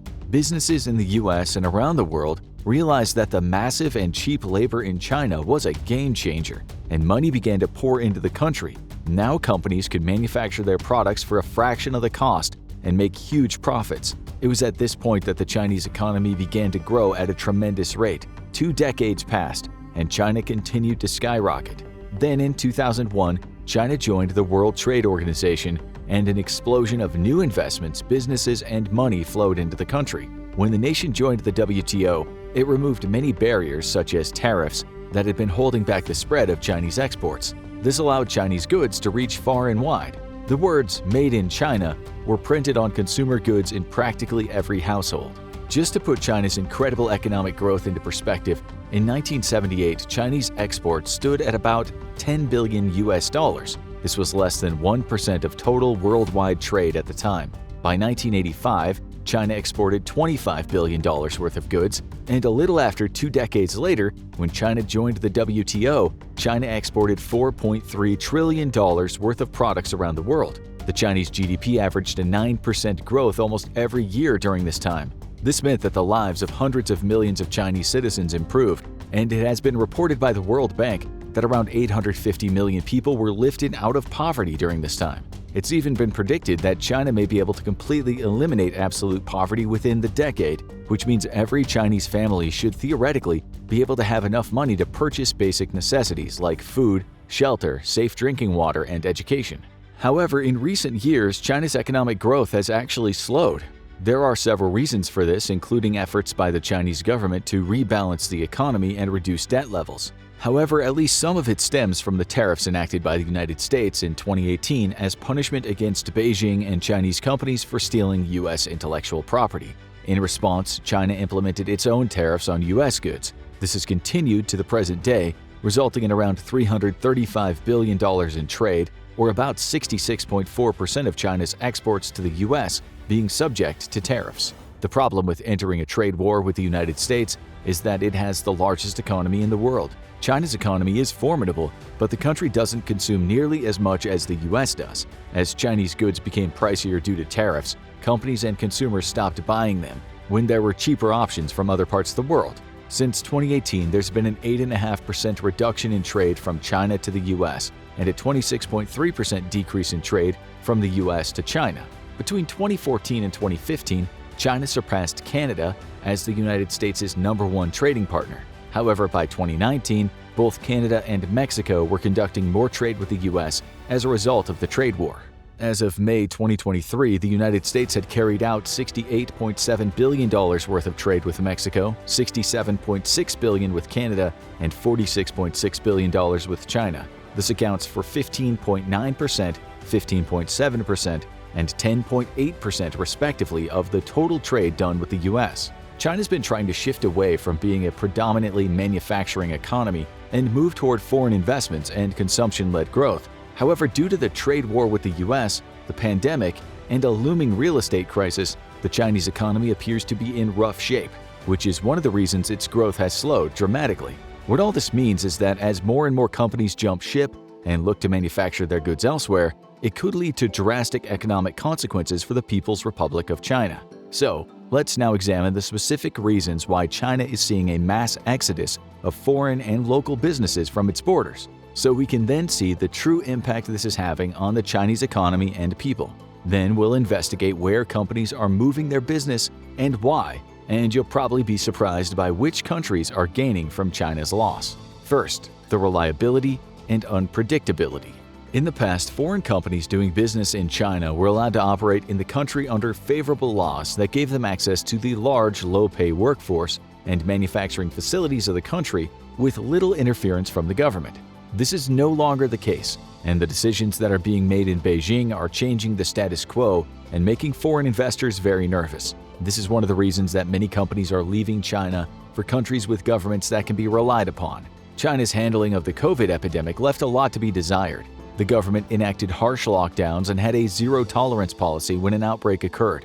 To be fair, the pandemic was a scary time, but rather than listening to what scientists, doctors, and experts at the World Health Organization recommended, China went rogue and kept their population locked inside while putting in place harsh consequences for anyone who was found to be breaking quarantine. This inevitably led to hundreds of thousands of people dying while trapped in their homes. What this meant for businesses operating in China was that their manufacturing centers remained shut down for much longer than other parts of the world. While the US, Europe, and many other countries returned to a new normal, the Chinese population was still in lockdown. This led to massive supply chain issues and delayed delivery of products. If nothing else, the pandemic showed that Beijing could not be trusted to listen to outside experts and that it would handle situations however it seemed fit. This was alarming for many companies who pleaded with the Chinese leadership to allow workers back into their factories. Then there's the government's new message of pushing China to become more self-reliant. For Chinese businesses and workers, this might seem like a smart move that will create more jobs and allow Chinese companies to thrive. However, for corporations who have sunk millions and even billions of dollars into Chinese manufacturing, this shift is cause for concern. There was no warning from the government that the business policies coming out of Beijing were going to swing toward a China-first stance. Obviously, all the talks of self-reliance have every foreign business working in the country nervous, as it is unlikely they will be able to compete with Chinese products that mimic their own and are less expensive. An example of just how unpredictable Beijing can be occurred this year when the government banned the use of memory chips made by US company Micron Technology, the largest memory chip manufacturer in the country. The Chinese government cited unspecified security flaws as the reason Chinese businesses and manufacturers could no longer use the chips. The problem for many companies who operate in China is that if one day Beijing is banning US memory chips, who's to say that tomorrow other products made outside of China won't be banned? This could lead to massive markups in components, as everything would need to be sourced from companies in China. Plus, this also runs the risk of products being made in China having quality problems and security flaws all their own. One survey found 1 out of every 10 European companies doing business in China are looking to move elsewhere, with an additional 20% having decided to delay or shift investments to places outside of China. In the aerospace industry alone, around 25% of companies say they will no longer invest in China. Foreign businesses have halted billions of dollars in investments while they wait for greater clarity from Beijing about laws and practices moving forward.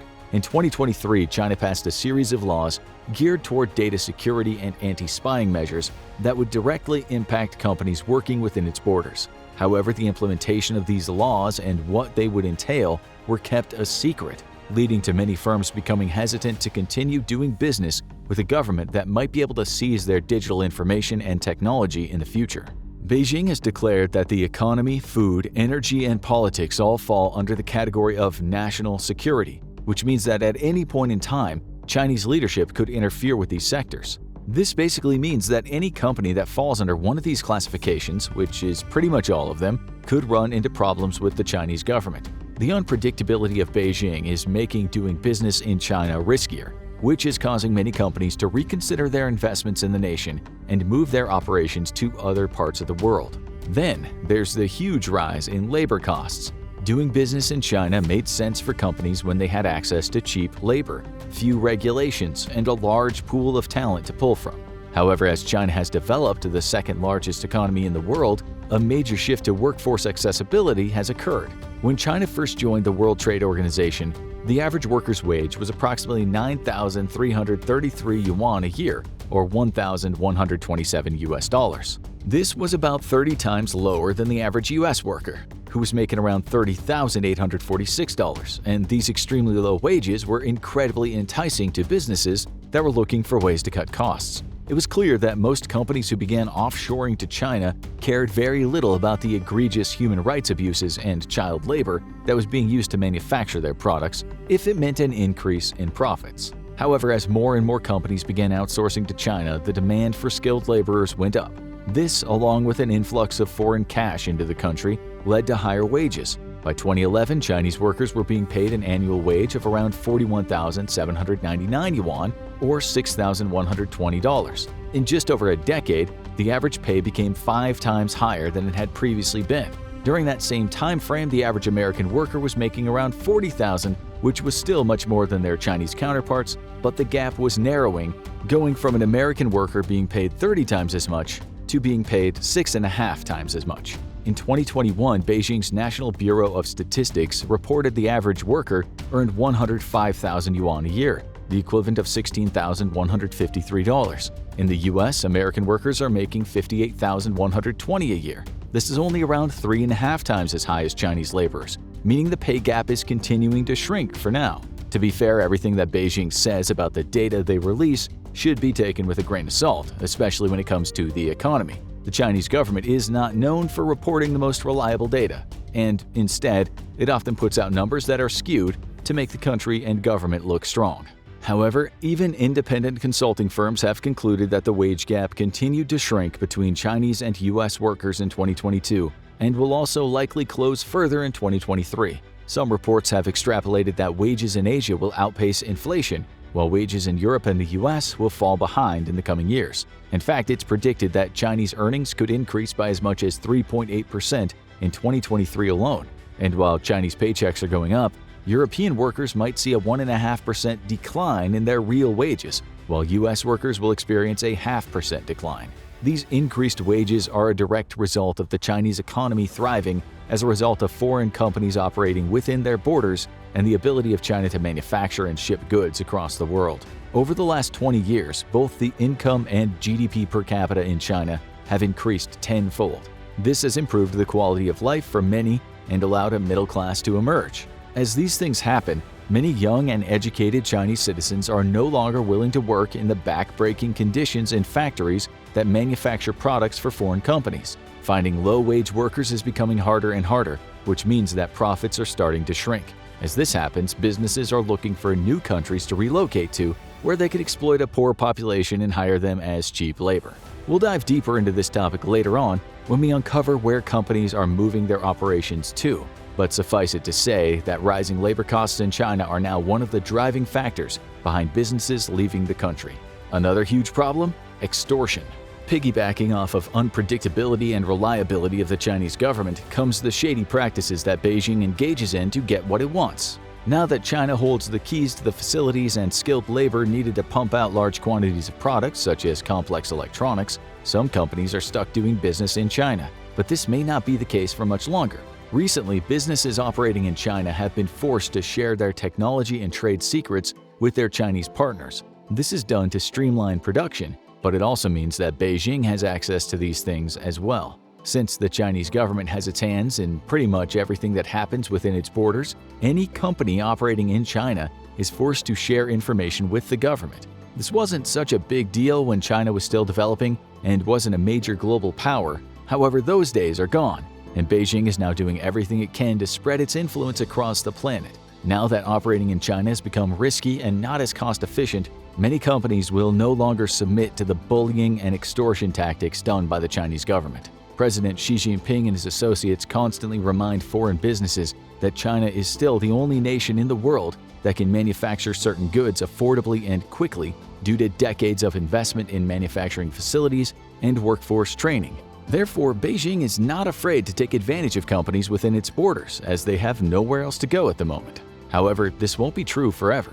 Other nations are expanding their manufacturing capabilities, and their governments are much less divisive when it comes to working with Western businesses. The United States and Europe have condemned Beijing for taking advantage of their unique position by saying it's breaking its free trade commitments. However, this hasn't stopped the Chinese government from extorting businesses that rely on the manufacturing capabilities of their nation. 66% of Western companies believe it's become more difficult to do business in China than ever before. This is directly correlated to the stranglehold that Beijing has on everything going on within its borders. Even with a growing consumer market in China, foreign businesses are being deterred from remaining in the country due to strict government oversight. This is why many companies are looking for other locations to produce their products where governments will not extort them for money and information.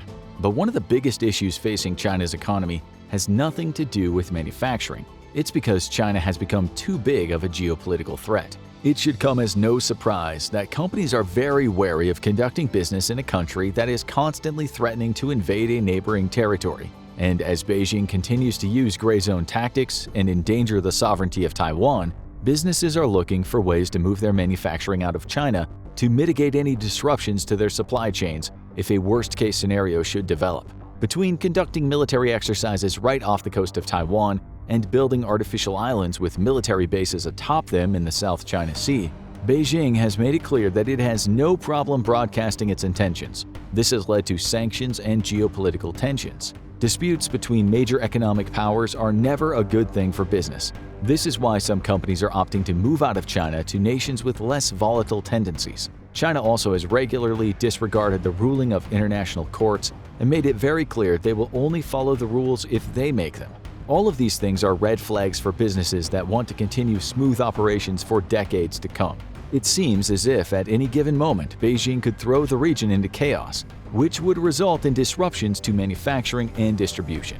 And Beijing is not above using its economic might to punish entire governments for questioning its authority, which inevitably causes collateral damage to the businesses operating within its borders. An example of this occurred when the Chinese government stopped the importation of Australian wine when Canberra began to question the origins of the COVID outbreak. China's also hurt businesses such as Sweden's Ericsson, South Korea's Lot supermarkets, and Lithuania as a whole for trading with Taiwan.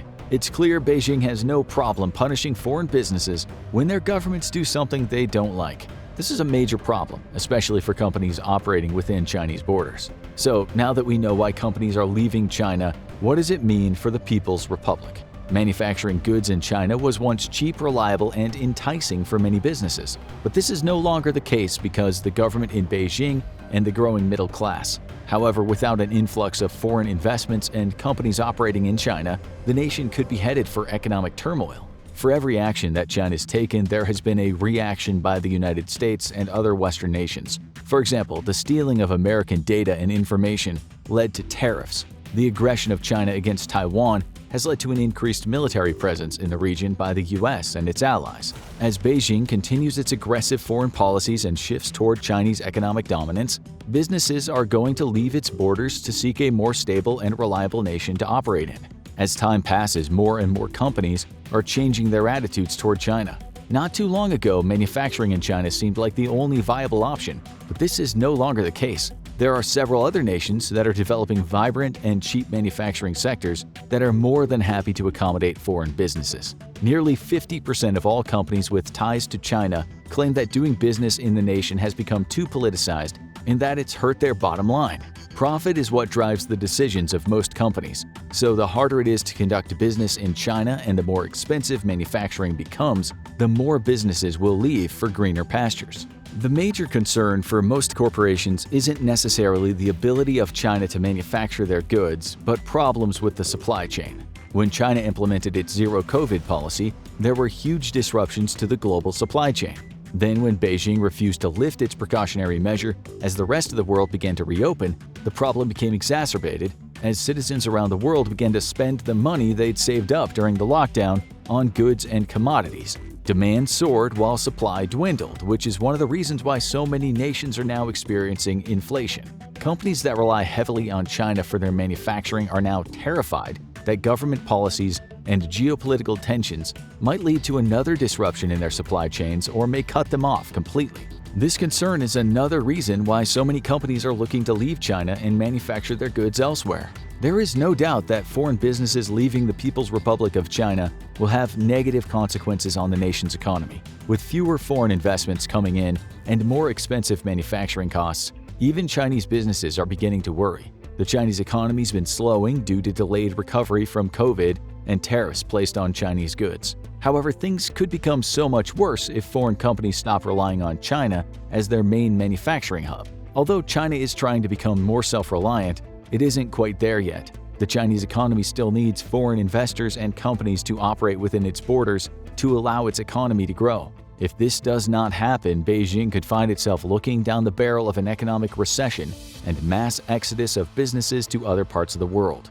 But where would they go? China has one of the largest populations and therefore one of the biggest workforces in the world. It spent decades building up its manufacturing capabilities and training skilled workers. Is there any other nation that can offer what China can? The answer to this question is not yet. But that doesn't mean businesses aren't betting on and moving to other parts of the world in hopes that they'll eventually meet their manufacturing needs. A recent survey of companies that are moving their headquarters out of China found that 43% of businesses were going to Singapore, which has one of the most business-friendly tax laws in the world, along with being a major economic and financial hub in Asia. The government is pro-foreign business and makes the incorporation of a company easy and transparent. This is all enough to get corporations through the front door, where they'll find that Singapore also has a lot more to offer. Due to its location, Singapore is connected to practically every part of the globe through shipping and trade practices. This is a huge deal for foreign businesses looking to establish a foothold in Asia. Singapore has 22 bilateral and regional free trade agreements, including the European Union Singapore Free Trade Agreement and the Comprehensive and Progressive Trans-Pacific Partnership, which has increased both digital and physical trade with markets across the planet. This is luring more and more businesses to the country, as the US-China trade war does not seem to be ending anytime soon. Then there's the human capital and talent in Singapore. The government has invested around $19 billion under the Research, Innovation and Enterprise 2020 Plan to create a tech-literate workforce. Singapore's also ramped up the funding for citizens to study manufacturing and engineering as well, which is a huge draw for companies looking to remain in Asia but avoid China. It's the pro-business policies, open trade, and skilled workforce that are drawing so many companies to Singapore. Next is Vietnam, which has seen a huge influx of Western companies operating within its borders as the nation can provide cheap, skilled labor. The manufacturing sector in the country is growing rapidly. There's also an established tech industry, and cities like Ho Chi Minh City and Hanoi have large amounts of talent. Also, the fact that the Vietnam government has close ties with the US means that there are incentives for US companies to move part of their production there. It also implies that the Vietnam government likely won't spontaneously enact radical new policies that could disrupt the production or distribution of goods the same way that Beijing has in the past.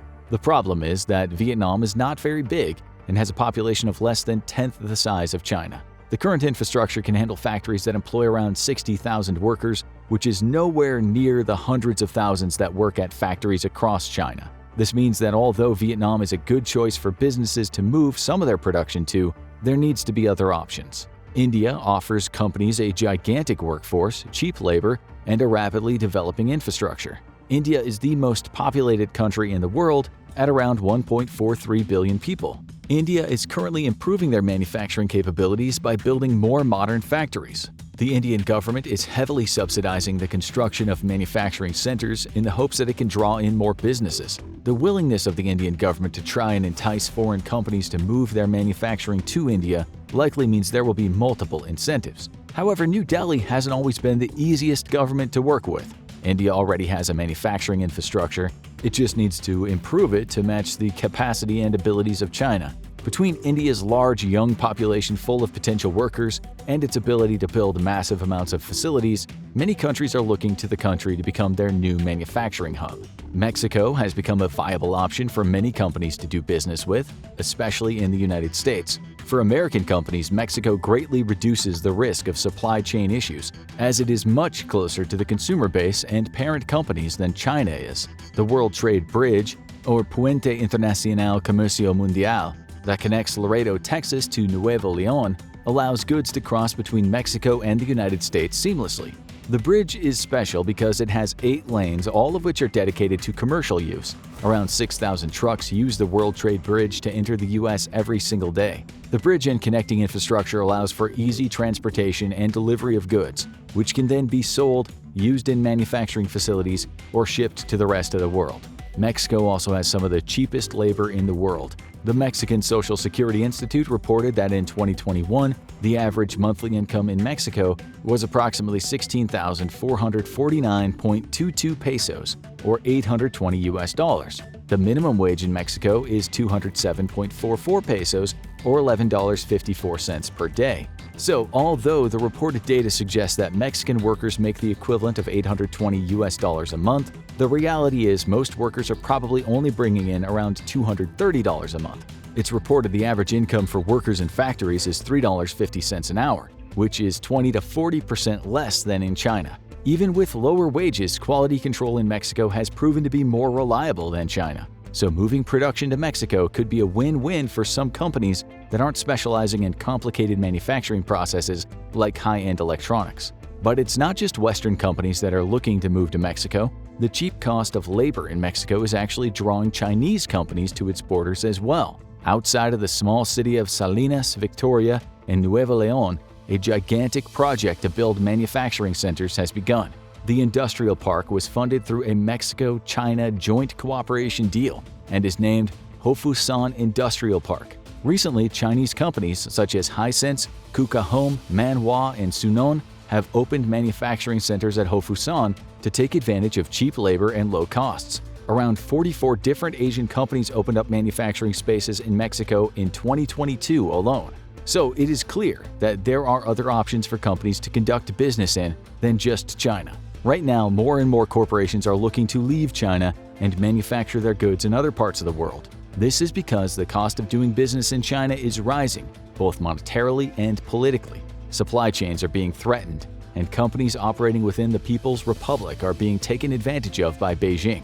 Many have had enough and see staying in China is too much of a risk. Coconut trees, mangoes, and precision bombers. These are just a few things the Philippines brings to the table if China invades Taiwan. The Filipino and United States governments have come to an agreement that will allow the U.S. to expand its military presence to the northern islands of the Philippines. This deals a huge blow to any plans Beijing might have for invading Taiwan. But the Philippines isn't just a vital strategic location to launch a military mission against China from, it also offers several other advantages. There are over 7,000 islands in the Philippines, and China should be nervous about each and every one. The United States has 5 treaty allies in the Indo-Pacific: Australia, South Korea, Japan, Thailand, and the Philippines. However, if a conflict between China and Taiwan arose, the Philippines would be a stone's throw away from the front lines, as its northernmost island is only 118 miles or 190 kilometers away from Taiwan. And if Beijing decided to go full-blown Russia and invade a sovereign nation, the Philippines will almost certainly play a major role in the conflict in several ways. The Philippines would react almost immediately to an invasion of Taiwan, not because they necessarily want to protect the island, but because there are an estimated 200,000 Filipino nationals living and working there. The contingency plans are already being formed on how to bring every Filipino home if China invades Taiwan. But Philippine involvement in a conflict in the South China Sea doesn't stop there. In recent months, Ferdinand Bongbong Marcos Jr. and his administration have been strengthening ties with the U.S. in case China tries to move on Taiwan. In fact, during a visit to Manila on February 2, 2023, U.S. Secretary of Defense Lloyd Austin declared that American commitment to the defense of the Philippines is ironclad. Our alliance makes both of our democracies more secure and helps uphold a free and open Indo-Pacific. This announcement was a major cause for concern in Beijing, and it came as little surprise when Mao Ning, a spokesperson for China's foreign ministry, responded to Austin's statement and the expansion of U.S. bases in the Philippines. Mao stated this is an act that escalates tensions in the region and endangers regional peace and stability. Regional countries should remain vigilant about this and avoid being used by the U.S. This rhetoric of destabilization whenever China feels threatened or needs to voice its displeasure over the actions of the U.S. is common. However, rather than blatantly stating that this new agreement between the Philippines and the US is a way to keep Beijing in check and act as a deterrent to their aggression towards Taiwan, both countries state that military bases in the Philippines are just a continuation of the Enhanced Defense Cooperation Agreement signed in 2014. This agreement was put in place to allow for combined training exercises and joint operations that were put on hold during President Rodrigo Duterte's administration, when there were discussions of reducing the Philippines' reliance on the United States and forging closer ties with China.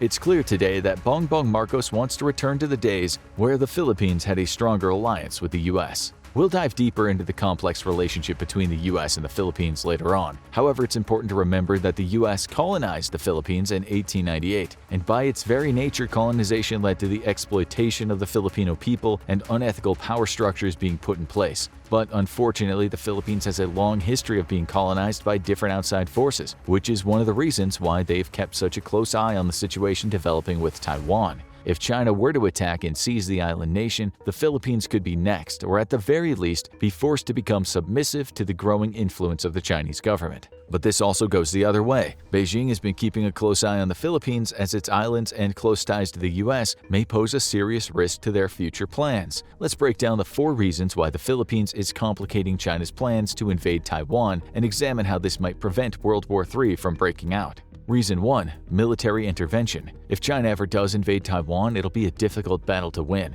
This is because the island nation has been building up its military and preparing for the possibility of invasion for decades. However, if China launched the full might of its military against Taiwan and no other countries intervened, they would likely be able to capture the island given enough time. That being said, the invasion would be incredibly costly in terms of lives lost and resources expended, but the sheer size of the People's Liberation Army would allow China to eventually break Taiwan's defenses and secure the island. However, an invasion of Taiwan will not happen in a vacuum, and this is where the Philippines is becoming a major problem for China. The Philippine military itself is not the most formidable force in the world. It only has around 100,000 active members, which is significantly less than the approximately 2 million active personnel that the PLA has. The Philippines Air Force consists mostly of cargo planes, with only around 25 attack-type aircraft at its disposal, which would have no effect against the almost 1,200 fighters China has. The Philippine Navy is mostly composed of patrol ships, 2 frigates, and a corvette.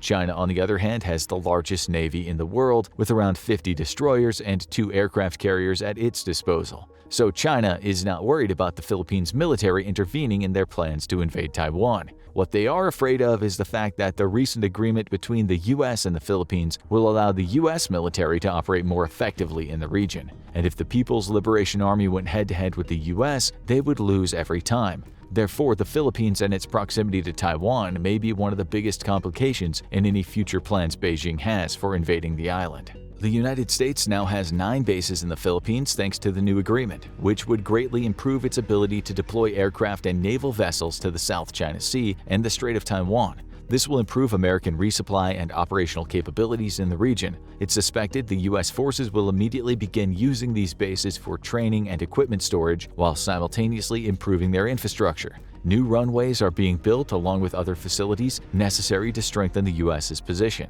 With each new base, China's hopes of securing Taiwan without American intervention is slipping away. There are 3 main advantages that the new bases in the Philippines give the United States, which are 3 causes for concern in China. The first is the U.S. military will be able to increase the amount of training they can conduct in the region. It also means that other U.S. allies like Australia, Japan, and South Korea may also be able to join in more training missions as well. The more preparation and exercises the U.S. and its allies are able to conduct in the region, the more effective their forces will be in a conflict. Being able to practice maneuvers and tactics in the very location where a conflict might arise gives U.S. forces a huge advantage, and this is all thanks to the Philippines. This factor is particularly important for the U.S. Air Force and the U.S. Marine Corps Aviation, which will now be able to easily conduct exercises utilizing tactical air formations necessary to be effective in an East Asian conflict. The Philippine bases will allow more frequent training, and although there's no real substitute for actual combat, U.S. military personnel now have the ability to train in the actual environment they would be fighting in if China ever invaded Taiwan. The experience in Asian combat environments that U.S. troops are now gaining is making Beijing incredibly nervous and putting a real damper on any future plans they had of invading Taiwan. The second reason the bases in the Philippines are a major complication for China is that the US can use them as forward operation bases to project power into the South China Sea. The facilities in the Philippines will allow the US military to procure supplies, conduct repairs, and carry out maintenance on its ships and aircraft. This will provide the US with the opportunity to always have a fully functional force ready to strike at any given moment. One of the things that China previously had going for it, if they decided to invade Taiwan, was that the US was on the other side of the Pacific and their bases in the region were some distance away from Taiwan. Now, however, the United States has several bases just over 100 miles from the island, and as the infrastructure is modernized, it could lead to US forces being able to stay fully equipped and operational throughout a prolonged conflict. By allowing the United States military to operate freely and have 9 bases in the Philippines, Manila has provided the means for the U.S. forces to grow exponentially in the region. This has not only angered China but has them terrified. Beijing knows that it cannot win a war against the U.S., which is why they've been using gray zone tactics to weaken Taiwan and bring the island under its sphere of influence. However, this may no longer be enough, and any immediate plans to take Taiwan are now under serious threat because of the Philippines and the U.S. bases there. The third and most obvious reason why the U.S. military presence in the Philippines is complicating China's future plans is that the new bases will allow U.S. forces to launch attacks across the South China Sea and target Chinese forces on the mainland. This would only happen if a full-scale war broke out, but it's the fact that the Philippines will act as a launchpad for combat operations that really has China scared. What it comes down to is that China is concerned about the continuously encroaching presence of the United States military in East Asia. Filipino and U.S. forces have already conducted joint combat exercises and disaster training in the Luzon Strait, the body of water that separates the Philippines and Taiwan. But now these exercises come with a new threat for China. The Filipino and U.S. militaries are clearly planning to defend Taiwan, which will be much easier with new bases in the northern Philippine Islands. However, it's worth noting that the Philippine construction prohibits the basing of nuclear weapons within its borders, so at least that's one thing China doesn't have to worry about for the time being. Reason 2. Economic opportunity. It's no secret that China has spread its influence around the world through trade agreements, shipping, and investment in foreign infrastructure projects. Beijing has been able to manipulate leaders, influence decisions, and sway international sentiment thanks to its rapidly growing economy. China's economic might is its main tool for spreading its power across the planet. However, nations that have closely allied themselves with the US, especially in Asia, are a thorn in Beijing's side. The Philippines definitely falls into that category. Over the past decade, China's been the largest foreign investor in the Philippines. However, Chinese companies are still nowhere near as dominant as U.S. companies are in the country. American companies continue to be the top taxpayers in the Philippines and have contributed more over the years than any other nation to its development. That being said, many U.S. companies take advantage of the cheap labor and loose regulations in the Philippines. But just in terms of economic impact, U.S. companies have more invested than China does. During the Duterte administration, China hoped to weaken U.S. influence over the Philippines and control the country through economic means, as it's done with so many other nations. Unfortunately for China, they did not succeed in this endeavor. China still has companies and major investments in the Philippines, but the new administration is clearly looking to strengthen economic ties with the U.S. Manila and Cebu are 2 major trading centers in the region, and there are huge profits to be made by foreign players who utilize those ports. China is now worried that on top of its military expansion, the United States could use the Philippines to further its economic influence over East Asia. The U.S. has allocated more than $82 million for infrastructure improvements in the Philippines to enhance the access to resources and the capabilities of their bases. This is a huge investment that'll bring jobs and economic growth to communities around the military facilities in the Philippines. This is exactly what China has done in other parts of the world with growing economies. It's allowed them to hold power over other governments and influence their decisions. Unfortunately for Beijing, the Philippines will not be another one of its puppets. China invested heavily in the Philippines over the last decade, and now with a renewed alliance with the United States, their investments won't yield the results they had hoped. It's not out of the realm of possibility that Beijing expected one day to control the Filipino government through trade agreements and debt. Perhaps then China could have swayed Manila to support its claims that Taiwan was its territory. At the very least, Beijing hoped that its economic influence would keep the Philippines out of any conflict that arose in the South China Sea. However, this tactic has clearly not worked, which has the Chinese leadership worried. Reason 3. The Philippines is in a unique position to provide humanitarian aid to Taiwan. In the event that a conflict does erupt in the South China Sea, the Philippines will likely see an influx of refugees. This is not ideal for China's plans, as Beijing likely wants to subjugate the Taiwanese people so that the manufacturing capabilities of the island can be maintained once the invasion is complete. Taiwan manufactures over 60% of all semiconductors in the world. This has resulted in the small island becoming an economic powerhouse. However, the fact that the Philippines is so close to Taiwan and Manila has shown in the past that they're willing to take in refugees, Beijing may be nervous that unless they can blockade the entire island of Taiwan, huge amounts of talent and manpower will flee to the Philippines. If China attacks, there will be a mass exodus of Filipino nationals back to their homeland. With them will also come millions of refugees. Taiwan has a population of around 23.35 million people. It's very likely that much of that population who tries to flee will escape to the Philippines. There's also the fact that the United States military will be stationed in the Philippines to help with the refugee crisis and offer aid, housing, and services to those fleeing the Chinese invasion. The fact that the Philippines is in a unique position to aid the Taiwanese people by taking them in during an invasion is probably an annoyance for Beijing. The whole point of their gray zone tactics is to isolate and alienate Taiwan from the rest of the world. However, knowing that the Philippines and the U.S. forces stationed there would be willing and able to help the people of Taiwan as they fled for safety is just another complication for China's plans. Reason 4. The Philippines could threaten China's influence in the region. This is probably at the bottom of China's list of worries, but it is worth noting that the Philippines' economy is growing fast. In the last 2 decades, the GDP of the Philippines has jumped from $94 billion to $394 billion. That's an average growth of around $15 billion annually. Over the last several decades, the Philippines' GDP growth rate has been around 5.7%, which is much higher than most countries around the world. However, China's annual GDP change has averaged around 8.7%. Even still, the Philippines' economy appears to be growing at a steady pace with no signs of slowing down. The economic success likely put the Philippines on China's radar in terms of countries to watch out for. Any threat to Beijing's power and influence in the region is not to be taken lightly. A rapidly modernizing Philippines is not something China is happy about, since Manila is so closely allied with the U.S. As of right now, China is more concerned about the military aspect of the Philippines-American agreement. However, in the future, the economic implications of a growing Filipino economy may be an additional cause for concern. Now let's dive into the history of the Philippines and how the U.S. ended up with so many military bases on its islands. Unfortunately, the Filipino people have been mistreated by a number of nations when colonized, including the Spanish, Japanese, Americans, and even China. However, understanding the past can also help us better understand the power dynamics at play today. It'll also provide a glimpse into why Beijing is so concerned with how things in the Philippines are unfolding.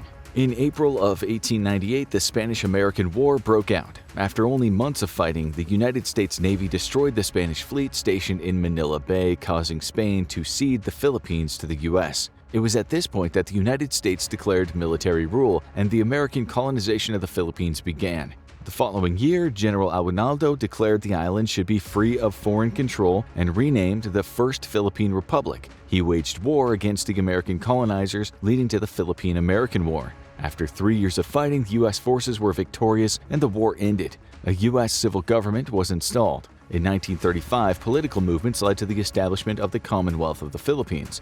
The United States promised the country full independence within 10 years. Unfortunately, this freedom never came, as in 1941, a new colonizer took control of the nation. World War II was in full swing. Japanese forces invaded the Philippines and seized the northern islands. Atrocities occurred, including the massacre of entire towns and villages. It's estimated that as many as 1 million Filipino civilians died during the Japanese occupation. By 1944, U.S. forces reclaimed the island, and in 1946, the Republic of the Philippines was granted full independence. However, the U.S. military never really left the islands. In 1947, the United States was officially granted military basing rights throughout the Philippines. Over time, most of the bases were abandoned, and the U.S. military presence did eventually dwindle. However, in March of 1996, China fired a number of unarmed ballistic missiles across the Taiwan Strait, which splashed down just off the coast of Taiwan. The United States deployed 2 carrier battle groups to the waters around Taiwan to signal to Beijing to stand down and that an attack on Taipei would not be tolerated. It was this incident that led to the United States renewing its alliance with the Philippines and to begin strengthening its position in the region. In 1998, the Visiting Forces Agreement was signed and the number of American troops stationed in the Philippines increased. The United States and the Philippines began collaborating on fighting the War on Terror. Radical Islamist groups had begun operating in the southernmost sections of Mindanao. These terrorists claimed to have ties to Al-Qaeda and the Islamic State. However, in 2012, an incident led to Filipino and American forces refocusing their attention on China. A confrontation between Philippine and Chinese naval vessels arose along the Scarborough Shoal Reef in the South China Sea. Both nations claimed the reef belonged to them, as large reserves of oil and gas were found to be located in the area. Nothing came of the conflict other than the Philippines bringing the dispute before an international court, which ruled in their favor. Beijing refused to acknowledge the legitimacy of the trial, and tensions over the Scarborough Shoal Reef continued. In 2016, Rodrigo Duterte was elected president and suggested the Philippines rely less heavily on the U.S. and look towards China for the future. In hindsight, that wasn't a complete surprise. Duterte ruled over the Philippines using draconian methods and an iron fist to punish anyone found with drugs of any kind. Thousands of Filipinos were arrested and killed as a result of his policies. Duterte took more of an authoritarian stance than a democratic one, which might have been why he sought closer ties to Beijing. However, in March 2022, when an invasion of Ukraine by Russia seemed all but inevitable, Duterte came running back to the United States for protection. The concern was that if Russia was willing to invade its neighbor, then China might be thinking about expanding its own borders by attacking Taiwan. The concern was that after Taiwan, the Philippines could be Beijing's next target. Talks began, and it appeared the Philippines would allow the U.S. to resume operations at their previous base at Subic Bay and the nearby Clark Air Base. When Bongbong Marcos took over, the alliance was expanded to include 9 bases in total. It was at this point that China began to recognize the major role the Philippines would play in hindering its future plans for the region. It is worth noting that not all the Filipinos are on board with the deployment of American troops within their borders. The older generations remember stories of colonization and what it was like to try to build a country after centuries of foreign powers ravishing their lands and oppressing the Filipino people. It was in 1992 that the last American-controlled military base in the Philippines was shut down. American troops still operated in the country on joint training missions, but there were no longer United States bases on Philippine soil. The reason for this was that many felt like having U.S.-controlled bases in the Philippines brought into question the true sovereignty of the nation. These same feelings are once again rising. The International League of People's Struggle is an anti-imperialist movement that seeks to warn people about the dangers of allowing foreign powers to have a military presence in sovereign nations and educate the world about the atrocities that happened due to colonization. They also voiced concerns that in the past and present, U.S. troops perpetrated crimes against Filipino women and the LGBTQ community. This has included soldiers being tried and convicted of murder, sexual assault, and violation of human rights. However, in those cases, the American troops were almost always sent back to the U.S., where they were never held accountable for their crimes. Regardless of how the Filipino people feel, the government believes that having a U.S. military presence in the Philippines is vital to maintaining the status quo in the region. China knows that the Philippines poses a threat to its power and influence now that the U.S.-Filipino alliance has been repaired and new U.S. bases have been set up in the region. Marcos Jr.'s administration has stated the Philippines would stand by and assist the United States in any armed conflict that arose with Taiwan and China. The reality is that the Philippines was likely always going to be in danger if China invaded Taiwan due to its proximity to the conflict. The Philippines decided to take a proactive approach to this threat and allied itself with the United States for additional protection, money, and resources in the years to come. This has left Beijing furious, and it's clear they now see the Philippines as a major thorn in their side. In a recent press interview, President Joe Biden confirmed that United States men and women would fight to defend Taiwan from a Chinese invasion. This prompted immediate outrage from China, who claimed the U.S. was violating its own One China policy. In response, President Biden ordered U.S. and Canadian warships to sail through the Taiwan Strait. For decades, the U.S. operated under a strategic ambiguity in regards to Taiwan, never truly committing to its defense, but strongly hinting that it would oppose a Chinese invasion with military force of its own. This had served as a diplomatic lubricant between the U.S. and China, as China sees reunification with Taiwan as a matter of not just national pride, but of survival for the Chinese Communist Party. A free and independent Taiwan is a direct affront to Chinese attempts to become a global superpower, something it has yet to achieve. If the nation can't neutralize one renegade province right off its own shores, it'll never be able to be a credible global power. For the CCP, Taiwan's democracy is an existential threat on their own grip on Chinese power. Now, President Biden has said the quiet part out loud, and China can expect to face U.S. forces if it attempts to invade Taiwan. But just what would the U.S. do in case of an invasion? A Chinese invasion of Taiwan could only take place during the 2 or 3 week window in either spring or fall, when the tides are favorable. Chinese forces could also only land on a limited number of beaches suitable for the offloading of infantry and vehicles, and all of these are highly defended and booby-trapped in advance. Further, an invasion would take months to prepare, giving Taiwan ample warning and allowing its Navy time to mine the Taiwan Strait. It would be the most costly military operation in terms of life and resources since the great battles of World War II, and even without the U.S. aid, China is unlikely to succeed despite its overwhelming size advantage. Much like the Greeks at Thermopylae, Taiwan is in a strategically superior position that allows its smaller forces to fend off China's hordes. In case of war, the U.S. response would be by air and sea, and it's unlikely the U.S. ground forces would come into play at all in the fighting. However, it's not impossible that U.S. Marine and Army forces could be committed to the defense of the small island in small numbers to bolster Taiwan's defenders. The first thing that would happen in case of a war is American submarines would begin their deadly work of decimating Chinese vessels. Despite an increasing capability in anti-submarine warfare, China's ASW abilities are still lacking, and U.S. submarines are very good at remaining hidden. The American Silent Service would be tasked with ambushing Chinese vessels attempting to navigate the Taiwan Strait, striking with surgical precision at troop transports and support ships, which would be more valuable kills given their limited numbers than actual warships. If China can't move troops and equipment across the strait, it can't invade after all.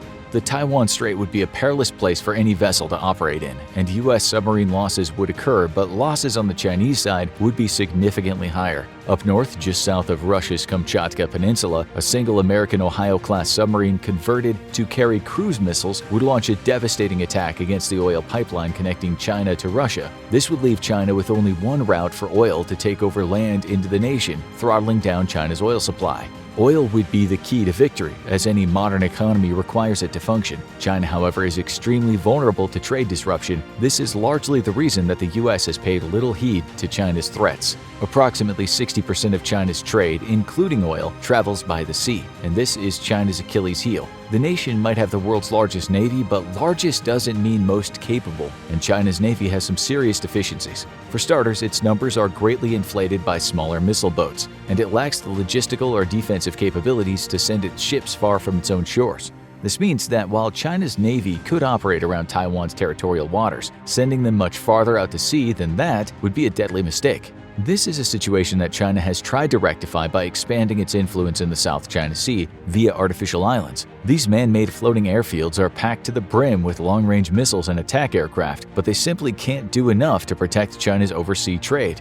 That's because any ship bringing oil to China must pass through the Arabian Sea and the Indian Ocean, giving the United States 2 choke points to strangle China to death economically. Even before hostilities broke out, U.S. naval forces would be moving toward the Arabian Sea and the Indian Ocean. American warships stationed right outside the Gulf of Oman would act as a first line of denial to Chinese oil shipping. To the east, the Straits of Malacca would be cut off to Chinese ships by the U.S. Pacific Fleet. The end result is a near-total oil embargo on China that would leave it reliant on its own western overland pipes from Russia, which are, for the moment, out of reach of U.S. weapons. However, it's not unthinkable that in case of war, the U.S. wouldn't fly B-2 stealth bombers north through India to strike at these connections with standoff munitions. With very frosty relations between India and China, India is very likely to allow U.S. bombers to operate in its airspace for the mission.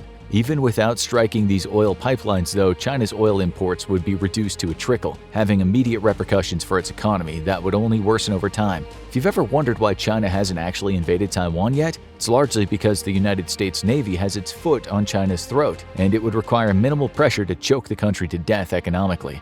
U.S. carriers would doubtlessly join the fight in the skies over Taiwan, although to be honest, U.S. forces never need engage China, they simply carry out a blockade strategy. The only reason U.S. Air Forces would engage Chinese forces would be to carry out America's chief objectives in case of a war with China, the destruction of its air and naval forces so as to neutralize it as a future threat. Flying from airfields in South Korea and Japan, U.S. Air Force fighters could join the fight over Taiwan with the aid of aerial tankers, and operating out of aircraft carriers in the Pacific, U.S. Navy aviators would also be on the front lines against Chinese forces. However, American carriers would be under serious threat from Chinese ballistic missile attack, and that's why the U.S. Navy is working to greatly expand the combat radius of its fighters. The Navy's next-generation fighter, already in development, has a strict requirement of a combat range increase of up to 50%. Meaning the airframe will have to be significantly larger than the current F-18 Hornet or F-35. However, in the meantime, the Navy's also developing a fleet of drone tanker aircraft that can accompany fighters and top them off right before entering combat ranges. This would help put U.S. ships out of range of most, but not all, of China's long-range missiles. But it's at best a stopgap measure, as missile technology will continue to evolve, giving the weapons longer and longer ranges. Yet the U.S. remains confident it can operate its carriers in the Pacific in case of war. Fleet air defense vessels such as the Aegis cruisers can take on ballistic missiles with their complement of SM-3 missiles, which intercept ballistic missiles outside of Earth's atmosphere. To aid in their own defense, U.S. carriers are fast, very fast vessels for their size, with a publicly listed top speed of 35 miles per hour. However, it's a well-known fact that American supercarriers can move significantly faster than this when required, with a top speed that's classified.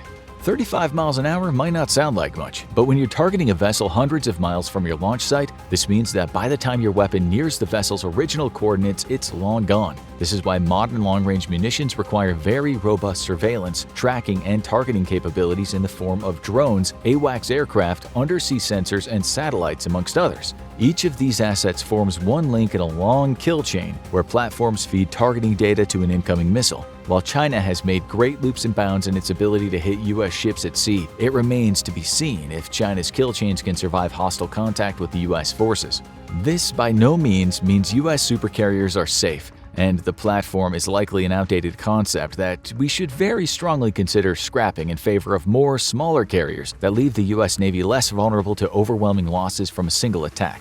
Once American fighters are in the air, China will find itself facing the most advanced aerospace forces in the world. But this does not make U.S. planes invulnerable. In fact, China fields a longer-range air-to-air missile than the U.S. currently does, the PL-15.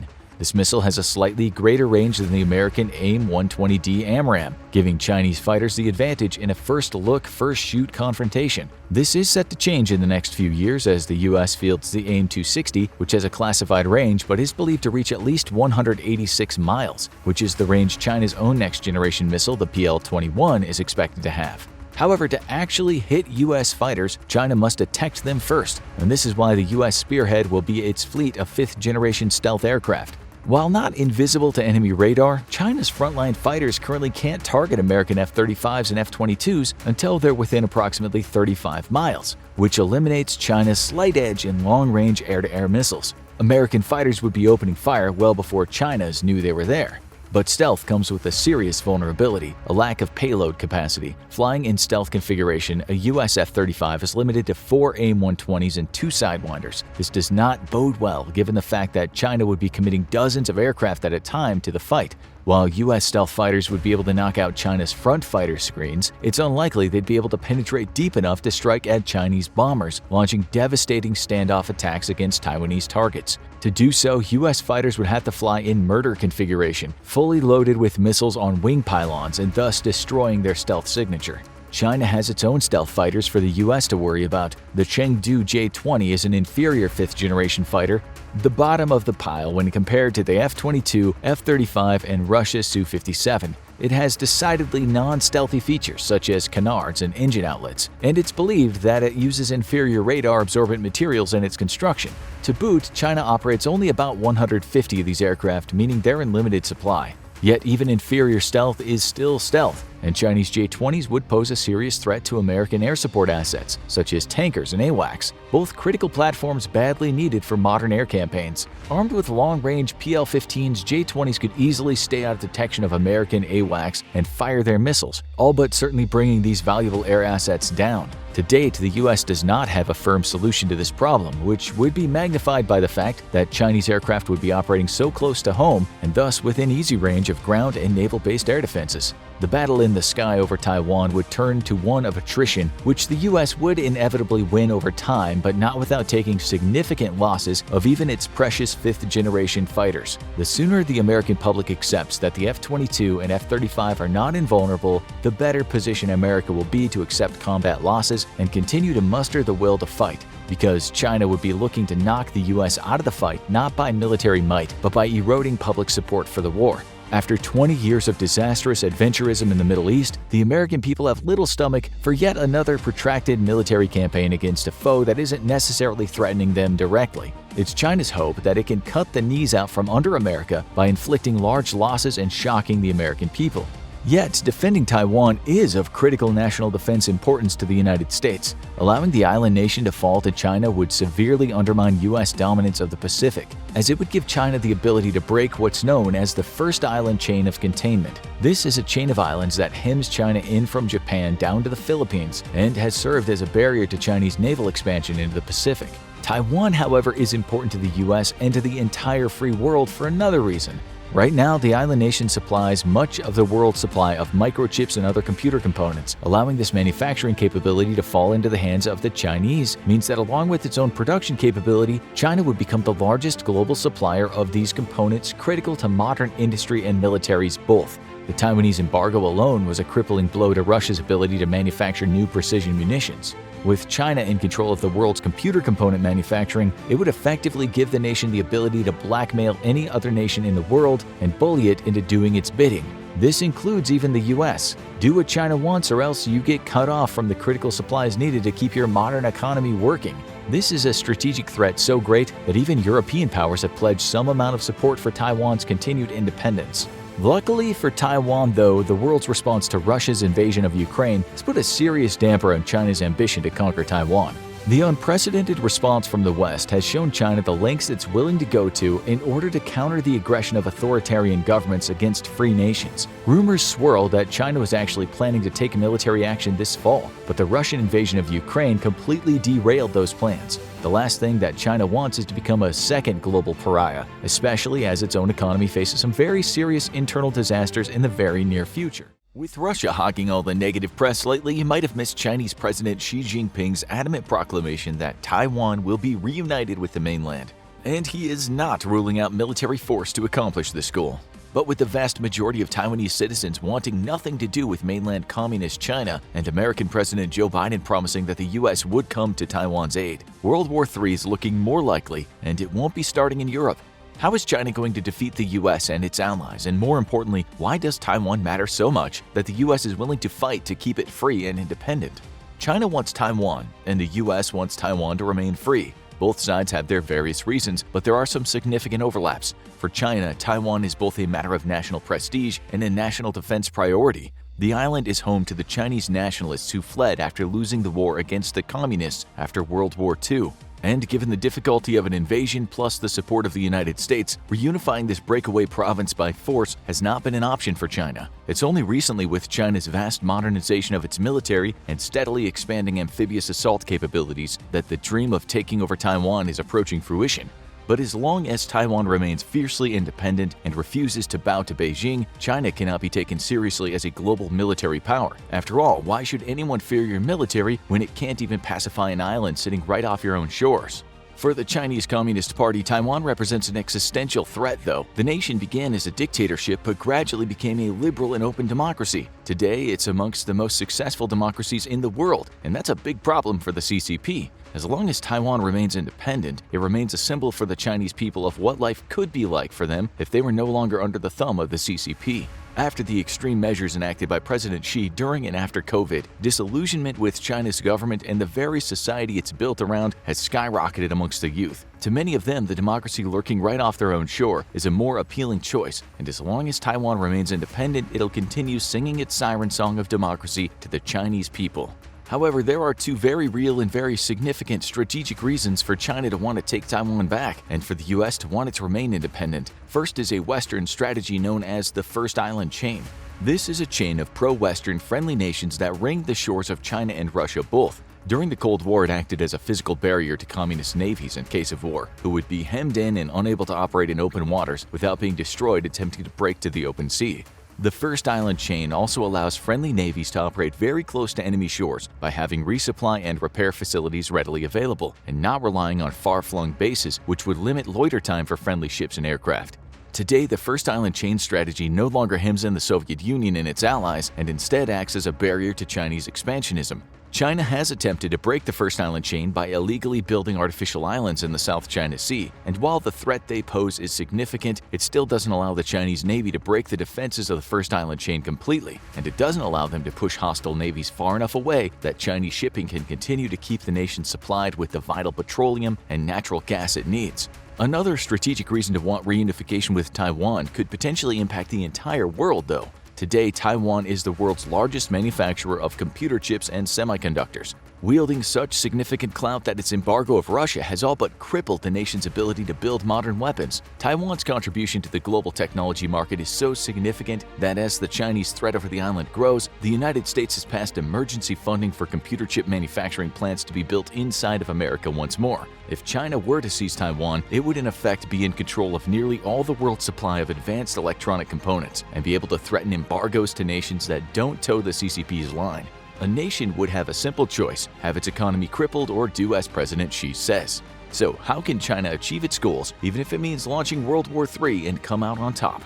China has already prepared extensively for conflict against the superior U.S. Navy, and has done a really good job of it too. The surface combat ships are still no match for American vessels, with China having approximately 2/3 of the total battle force missiles that the U.S. Navy has. Its air force is similarly outclassed by the U.S. Air Force, which not only outnumbers China's, but has far better capabilities in all but one department: long-range air-to-air missiles, where the Chinese PL-15 enjoys a significant advantage over the American AIM-120 in terms of range. However, the U.S. is fast-tracking an upgrade called the AIM-260 Joint Advanced Tactical Missile to not just close the gap, but exceed it once more. U.S. air and naval power won't matter, though, if it can't bring all that might close to Chinese shores, which is why China has invested heavily into developing a strategy known as Anti-Access Area Denial, or A2AD. The goal is simple: keep American ships and special mission aircraft such as AWACS and tankers away from Chinese shores so the People's Liberation Navy can operate with impunity. At the core of the strategy is the People's Liberation Army Rocket Force, or PLARF. PLARF might sound like something you do after a bad burrito, but it's the gravest threat the U.S. Navy has faced since the end of the Cold War, and it might be good enough to keep the U.S. ships out of the Western Pacific for good. A ballistic missile force, this branch of the Chinese military is dedicated to China's vast stockpile of both nuclear and non-nuclear ballistic missiles.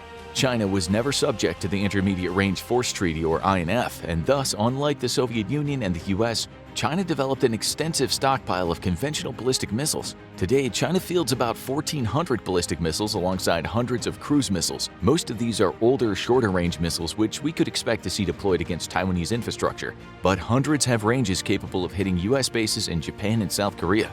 A small but unknown number can even hit the all-important U.S. base in Guam.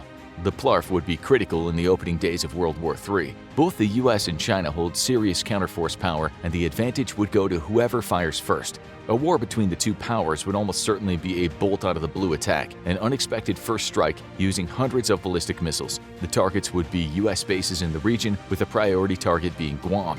However, this comes with certain risk, as striking US bases in Japan and South Korea would threaten dragging those two nations into the conflict. South Korea may be disinclined to join the conflict out of fear of North Korea taking advantage of the situation. In fact, for China to win, it would be in its best interest to proceed a war in the Pacific with ramped-up antics from North Korea, enough to rattle South Korea without actually crossing the line over into war. Fears of North Korean aggression would be likely enough to prevent South Korea from doing anything other than voicing public support for its American allies. Japan would be a different story. The two nations are famous rivals, and there's still a lot of bad blood between China and Japan. What's more, Japan agrees with the US that China presents a threat to democracies around the world. Losing a fellow democracy like Taiwan to China could represent a larger global shift toward authoritarianism. China, being the dominant regional power, is also greatly disadvantageous to Japan, whose all-important trade routes pass by close enough to China to be intercepted by its navy should Taiwan fall and the First Island Chain be broken. Thus, it's almost a foregone conclusion that Japan would join the war anyway, no matter what China ends up doing. The rewriting of its constitution allows the expeditionary deployment of its military, bucking the self-defense pacifist ideology of the past, and it's proof that Japan is actively preparing to send ships, troops, and planes to aid the US and Taiwan. This is a serious problem for China because Japan provides a convenient staging ground for both the U.S. naval and air forces. A significant number of ballistic missiles would have to be dedicated to striking Japanese air bases and harbors in order to deny both to the U.S. military. Chinese military doctrine states that the PLARF is to be used in a swift, precise, and overwhelming strike against an enemy force. This means eliminating the greatest threat to Chinese ambitions in the region, the United States Navy.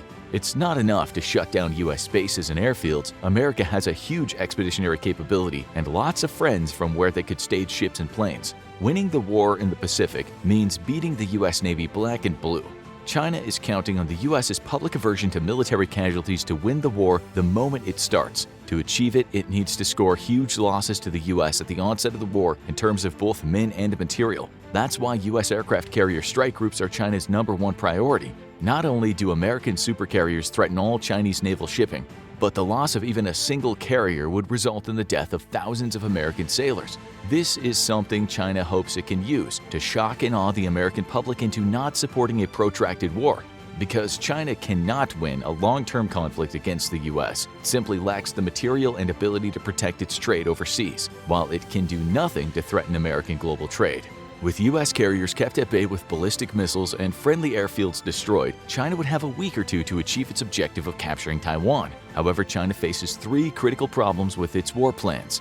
The first is that any invasion of Taiwan would take weeks to coordinate. Ships would have to be restationed to nearby harbors. Hundreds of thousands of troops would have to be moved from various military districts to the eastern one in preparation of boarding. Supplies like food, water, and medicine would have to be gathered in the millions of tons and prepared for shipping across the strait. Hundreds of aircraft would have to be moved to nearby airfields. Basically, an invasion of Taiwan would be anything but a bolt out of the blue. It would be a very publicly broadcast event that would have months of warning. The United States would use this time to gather global support for either painful political and economic measures against China or to build a national military coalition like it did in Desert Storm. In an unprecedented move, European NATO partners have been sending ships to the South Pacific in the last 6 months. These routine patrols are meant to signal one thing to China: Europe stands with the US and against an invasion of Taiwan. Invading Taiwan would mean taking on an international coalition. And there's no ready answer to this daunting problem for China, who enjoys few meaningful alliances and 0 who would support it in war against what would in effect be a global force. The second problem China faces is that though its ballistic missile force is a deadly threat to U.S. forces, it might not be able to effectively deter U.S. naval operations the way China hopes it will. Hitting a stationary airbase with a ballistic missile from thousands of miles away is relatively easy. China has reduced the circular probability of error from 100 to just 5 or 10 meters for its modern missiles. However, hitting a fast-moving warship in the middle of the ocean is a different challenge altogether. Ballistic missiles and other standoff weapons need good tracking data to hit a moving target. This means that a ship must be first discovered, properly identified, and then finally fixed. China has greatly improved both its ground-based and satellite-based long-range radar capabilities, but this type of radar can only tell you a ship is out there with an approximate distance. Accuracy of satellites, however, is greater, though they provide only a temporary track as they orbit the Earth. In order to properly identify and then provide a good track, you need a much better sensor technology, and it's unknown if China can foot the bill there. A vast investment in drones and AWACS aircraft means that China potentially has the tools to get the job done, but these airborne assets have to face the threat of the most capable air force in the world. China does enjoy an advantage here because the US would have to operate aircraft at extremely long ranges, but a decided uptick in both the purchase of air and sea drones by the US military, as well as a new tanker drone, means that the reach of America's weapons is being steadily and greatly increased. Even if China can overcome the difficulties in hitting moving targets, there's still one Achilles heel it has no solution for, neither today nor in the projected future. China depends on overseas trade for the majority of its oil and natural gas imports. It does have 2 land-based connections to Russia, but one of these, the pipeline from Sakhalin, would make an easy target for a cruise missile strike via submarine. That would leave only one inflow of oil and natural gas in the far west out of U.S. reach. This would basically be a trickle compared to China's current fossil fuel supply, and within weeks the nation would run out of oil altogether. Its military could fight on for a few months at most due to the strategic reserves, but its economy would come crashing to a halt as the civilian sector becomes energy starved. To add insult to injury, over 60% of Chinese trade comes via the ocean. Except it wouldn't in case of war, thanks to the US Navy. Even if its ballistic missile forces are effective at keeping the US Navy at bay, ballistic missiles can't stop the huge US attack submarine fleet. Surface task forces could also easily choke off China at multiple traffic choke points for maritime trade, including the Malacca Straits, the Gulf of Oman, and the Panama Canal. China is attempting to secure ports and airfields outside of the country so it can base forces near these strategically important waterways, but so far has only succeeded in gaining the use of a small base at Djibouti, only miles from a much bigger American base. With the bulk of the world on the US's ideological side and the vast network of friends and partners the US can use to leverage pressure on anyone contemplating allowing China to build military bases on their territory, it's not predicted that China's forward-deployed military forces will grow in any significant amount. The Chinese Navy may be the largest in the world today, but most of these ships are smaller vessels meant to act as missile boats or harass the fishing vessels and oil-exploring ships of neighboring nations, not attempting to dislodge a U.S. carrier strike group from a vital trade artery. For all its planning, there's nothing China can do about this situation in the current or even long term, though it is steadily working at building a blue water navy capable of operations far from home shores. It still has a significant way to go to get there, however, and even the U.S. remains firmly in the lead. The United States, the world's premier military power. China, a rising power that may one day be able to challenge the US's own, but today cannot. What if these two military giants went head-to-head though, and the conflict played out on China's own shores? What if the United States decided it needed to invade China? Could China defend from a US invasion? First though, is conflict between the two even probable? The short answer is yes, and the possibility is frighteningly real and seemingly only growing more realistic by the day. Today, these two great powers find themselves locked in what historians have come to term Thucydides' trap. Thucydides was an ancient Greek historian who commented on the rise of Athens and the fall of Sparta. For a long time, Sparta was the reigning power of the Greek world, until the city-state of Athens began to rival it in terms of economy, wealth, and military power. The end result was an inevitable war between the two city-states and their allies, as one side, Sparta, sought to hold on to its spot as the #1 power, and Athens sought to dislodge it. If you think that's ancient history, then consider that out of 16 instances in just the last 500 years alone of a rising power supplanting a pre-existing power, war broke out 12 out of 16 times. Clearly, the odds are not good that the US and China can avoid war. To make matters worse, the seeds of conflict between the two nations already exist in a variety of potential flashpoints. The biggest of these are Taiwan's continued independence and China's aggressive and illegal expansion into the South Pacific. Eventually, most likely due to the matter of Taiwan, a conflict between the US and China is likely, especially if China wants to prove it really is a great power. As long as the US Navy reigns supreme in the South Pacific, China cannot claim to be a great power and cannot influence its neighbors the way it wishes to. For China, conflict with the US is all but inevitable, not just a matter of national pride, but one of continued political survival for a communist party that finds itself increasingly isolated from the outside world by growing democratic movements along its borders. So what if the worst came to worse? Could the US successfully invade China? The US's greatest asset is the presence of its forces all around the world thanks to defense agreements with partners and allies. This is a mutually beneficial agreement as it provides a boost to the hosting nation's economy and ensures its continued defense in the case of a war. For the US, though, it has the added benefit of allowing it to stage forces all around the world and quickly react to a conflict. American forces, with their wide network of military installations and partnerships with nations all over the globe, allow them a degree of flexibility and mobility that no other nation can even come close to matching. In a war against China, the US would rely on its Pacific bases to prosecute the conflict. Spurred on by China's growing aggressiveness against its neighbors in the South Pacific, President Obama launched a strategy of encirclement, much like that employed so successfully against the Soviet Union during the Cold War. Today, this means that US forces are deployed or can deploy from bases in Japan, the Philippines, Guam, South Korea, Singapore, Australia, and even Thailand. Plotted on a map, this clearly shows how American military power is posed to contain China, no matter in which direction it attempts to move its own military. The reverse is also true. The wide dispersion of US power in the South Pacific allows it to use military force against China from multiple avenues of approach, forcing Chinese defenses to spread out amongst a host of potential threat vectors. However, the primary purpose of US encirclement is not to start hostilities, but rather to respond to them or prevent them altogether.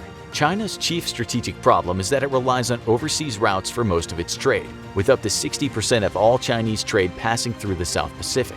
Current U.S. force predisposition has the foot in the U.S. military poised straight on the jugular of Chinese trade, and it would not take much pressure to shut that trade off and send China into an economic collapse. In case of war, this is exactly what would happen. U.S. forces would immediately begin a naval and air blockade of all Chinese trade, boxing in the Chinese Navy all the way from the Malacca Straits to the Sea of Japan. While the Chinese Navy now for the first time in history outnumbers the U.S.'s own Navy, it largely lacks a capability to operate far from its own shores and is best suited for coastal defense. This would make it impossible for China to send a naval expeditionary force to the Malacca Straits and secure them for its trade ships. Then there's the added complication of U.S. allies and partners in the area who would indubitably join the U.S. side in the conflict. Chinese ships trying to leave their territorial waters would find themselves threatened on all sides, on top of having to deal with the formidable American Pacific Fleet. At the same time that the U.S. ships are blocking off Chinese trade, though, the People's Liberation Army rocket force would saturate U.S. bases in Guam,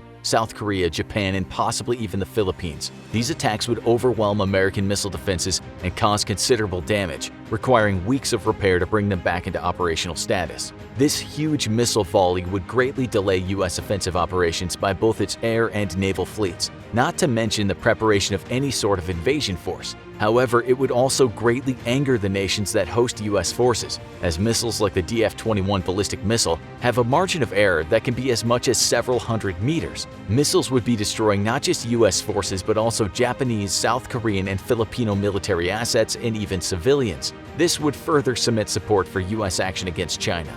The Chinese missile stockpile numbers in the thousands, but it is ultimately finite, and military facilities can always be repaired faster than missile stockpile can be replenished. Not to mention that long before a second volley can be fired, U.S. forces would have moved to heavily damage China's command and control assets. In the opening of the war, American stealth bombers would strike at Chinese long-range surveillance radar, command and control nodes, and precision military systems deep inside the country.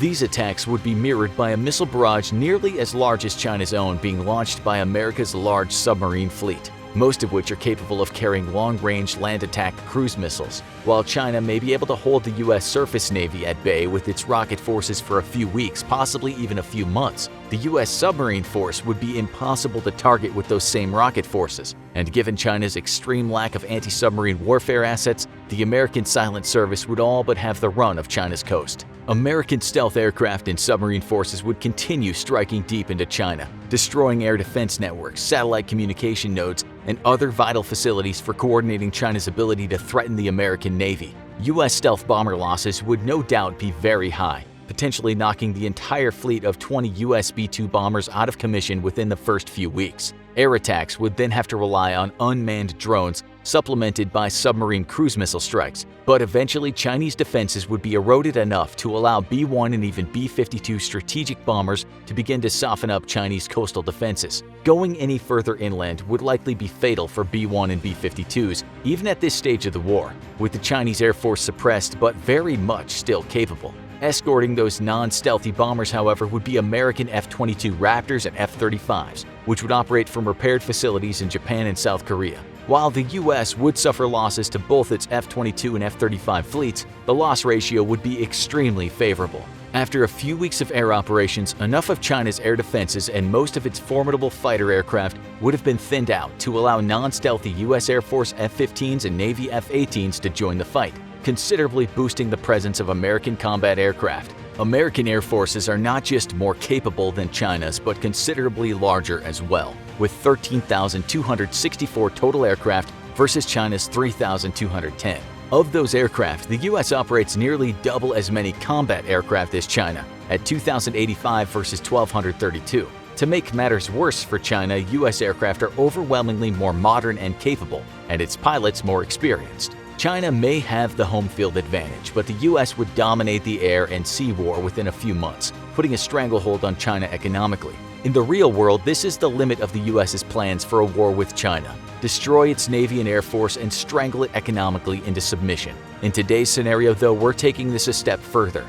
preparation for an invasion of China would take many months and require the mustering of most of the U.S.'s amphibious forces. If the U.S. wanted to gather an invasion force and maintain its global commitments as they stand today, it would need to institute a national draft, which could potentially see it add up to 145 million additional personnel to its military. However, China's 1.3 billion strong population could muster up a defensive force of 753 million. Though with its much smaller military budget, a floundering economy due to the U.S.'s stranglehold on its trade, and damage on its infrastructure caused by American air and naval attacks, China would only realistically be able to train up and equip a small percentage of this number. Likewise, the U.S. would only be able to equip a small percentage of its own reservists, leaving the numbers advantage firmly in Chinese hands. The U.S. has always had the capability to move forces around in large numbers relatively fast, but in recent years it's greatly increased its expeditionary capabilities, adding a number of mobile landing platforms, afloat forward staging bases, and amphibious assault ships.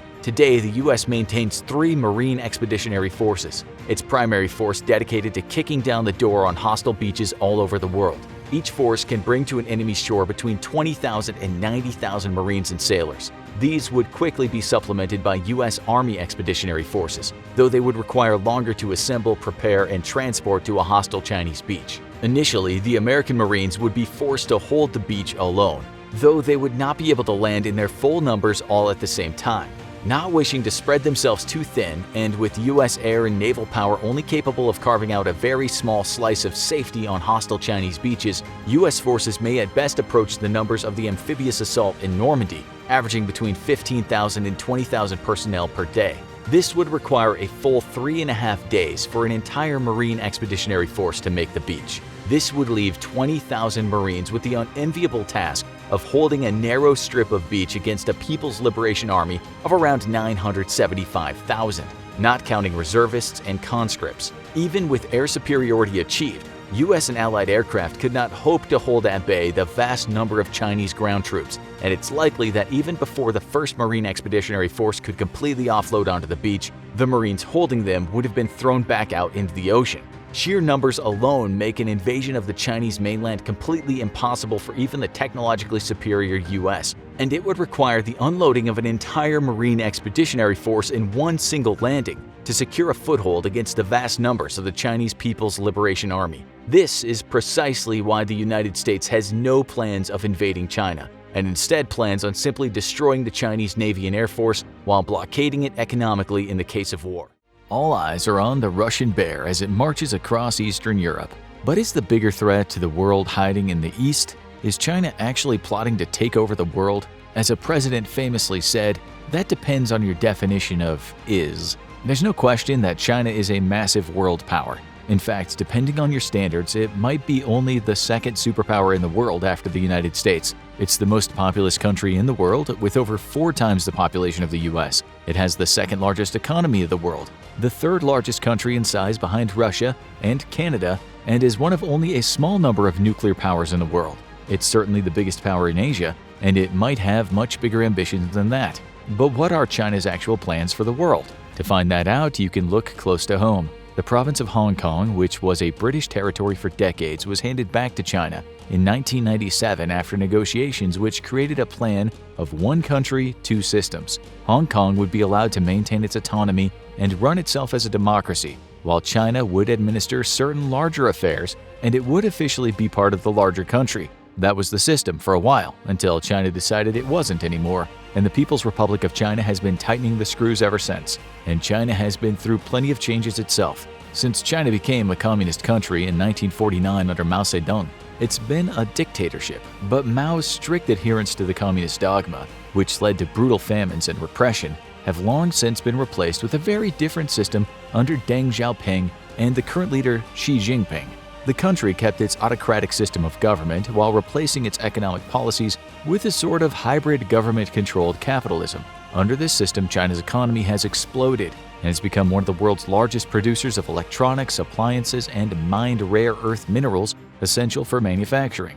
But in other ways, China's modernization did not bring good things. While China is only loosely a communist country now, their security state is still very similar to what it was under Mao, only with a high-tech twist. In the modern age, governments use the internet heavily to gain intelligence on potential threats. That's true in China and in most other countries, with powerful tech companies turning over information to the government as needed. In China, websites like TikTok contain extensive tracking software that the Chinese government uses for unknown purposes. And internally, China has become notorious for its social credit system. This ranks citizens based on their perceived loyalty to the government and their conduct in other ways, with various privileges being granted only to those with higher social credit scores. And if you're under China's thumb, there is little you can do to escape. Hong Kong was given guarantees of a certain level of autonomy for a specific term, but in recent years those guarantees have been largely overrun. While they still have separate elections, Chinese authorities increasingly interfere in them and disqualify or arrest candidates who oppose the People's Republic's policies. This often leads to largely unopposed elections, and the recent COVID shutdowns led to China getting even more directly involved in shutting down protests and public gatherings. So, if you're inside China, you're probably kept under a pretty tight grip. But what if you're outside it? That depends on where you are, because China has been involved in a territorial conflict near its borders for almost 70 years now. When the People's Republic of China took control, it was in the middle of a brutal civil war. The Communists ultimately won, but the forces of the Republic of China managed to consolidate their forces on the island of Taiwan and hold it, essentially creating a new country there. The only problem is, China still refuses to recognize Taiwan as an independent country. In fact, while they claim they're the legitimate government of Taiwan, the Taiwanese government, now a democracy, still claims it's the rightful government of mainland China. But the People's Republic has much more power, and they've managed to use diplomatic pressure to prevent international recognition of Taiwan as a United Nations member state. And they're not afraid to punch back against big targets. China takes it as a personal offense when anyone recognizes Taiwan as being independent, even if that person isn't actually the head of a country. That's why most US politicians have avoided paying visits to Taiwan in the last few decades, to avoid causing any diplomatic crises for the president. But in 2022, Speaker Nancy Pelosi and some other members of Congress decided to make a visit to the island nation, and China responded hard. They stepped up military drills around the island, terrorizing the citizens, and one Chinese propagandist even said the country should shoot down Pelosi's plane.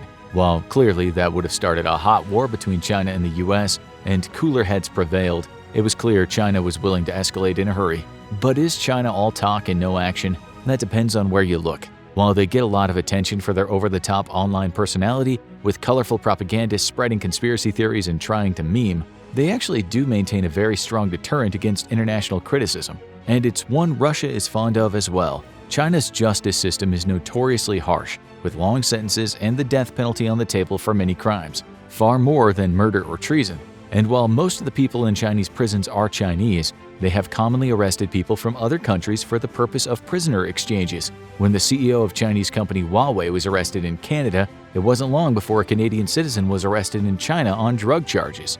But China's reach is growing fast. No one knows exactly what China's long-term plans are. The People's Republic has made many claims about invading Taiwan, and they're no doubt looking closely at Russia and Ukraine to see how that would go. But it's not going well for Russia. Most of the world has committed to supporting Ukraine with military and financial backing, and Russia has found itself increasingly isolated and sanctioned. While Taiwan isn't universally acknowledged as an independent country the same way Ukraine was, the United States has promised to defend it. So any sort of hot war on the island would likely escalate quickly with potential nuclear consequences. So China might be taking a slower, more global approach. China's internet efforts go far beyond an army of internet trolls, and they might just be becoming the world's most premier cyber hacking organization. While they're certainly not sharing the details of their operations, it's believed that they have 3 divisions of cyber warriors: specialized military forces that train in cyber attacks and work on behalf of the government, state workers who aren't in the military but are tasked with cyber warfare and spying,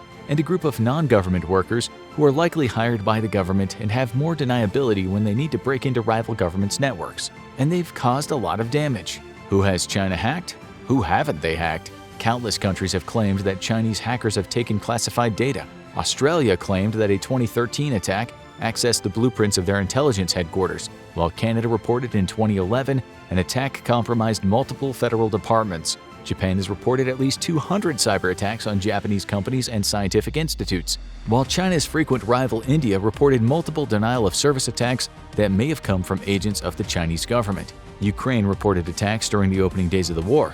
maybe China acting on behalf of Russia, and even the Vatican reported hacking attacks. The US has been the top target of Chinese cyber attacks for a long time, with reports of attacks on military, government, commercial, and industrial organizations. Even the largest companies in the world aren't safe. Google was hacked in 2010 and reported that the privacy of its users was compromised. They also went after massive companies like military contractor Northrop Grumman and manufacturing giant Dow Chemical. An attack on Yahoo might have had less implications for national security, but they probably got a good look at your mom's emails, including that extended exchange with a Nigerian prince. So what does China actually want with all this data? Well, if you ask them, they'd say, "We don't know what you're talking about.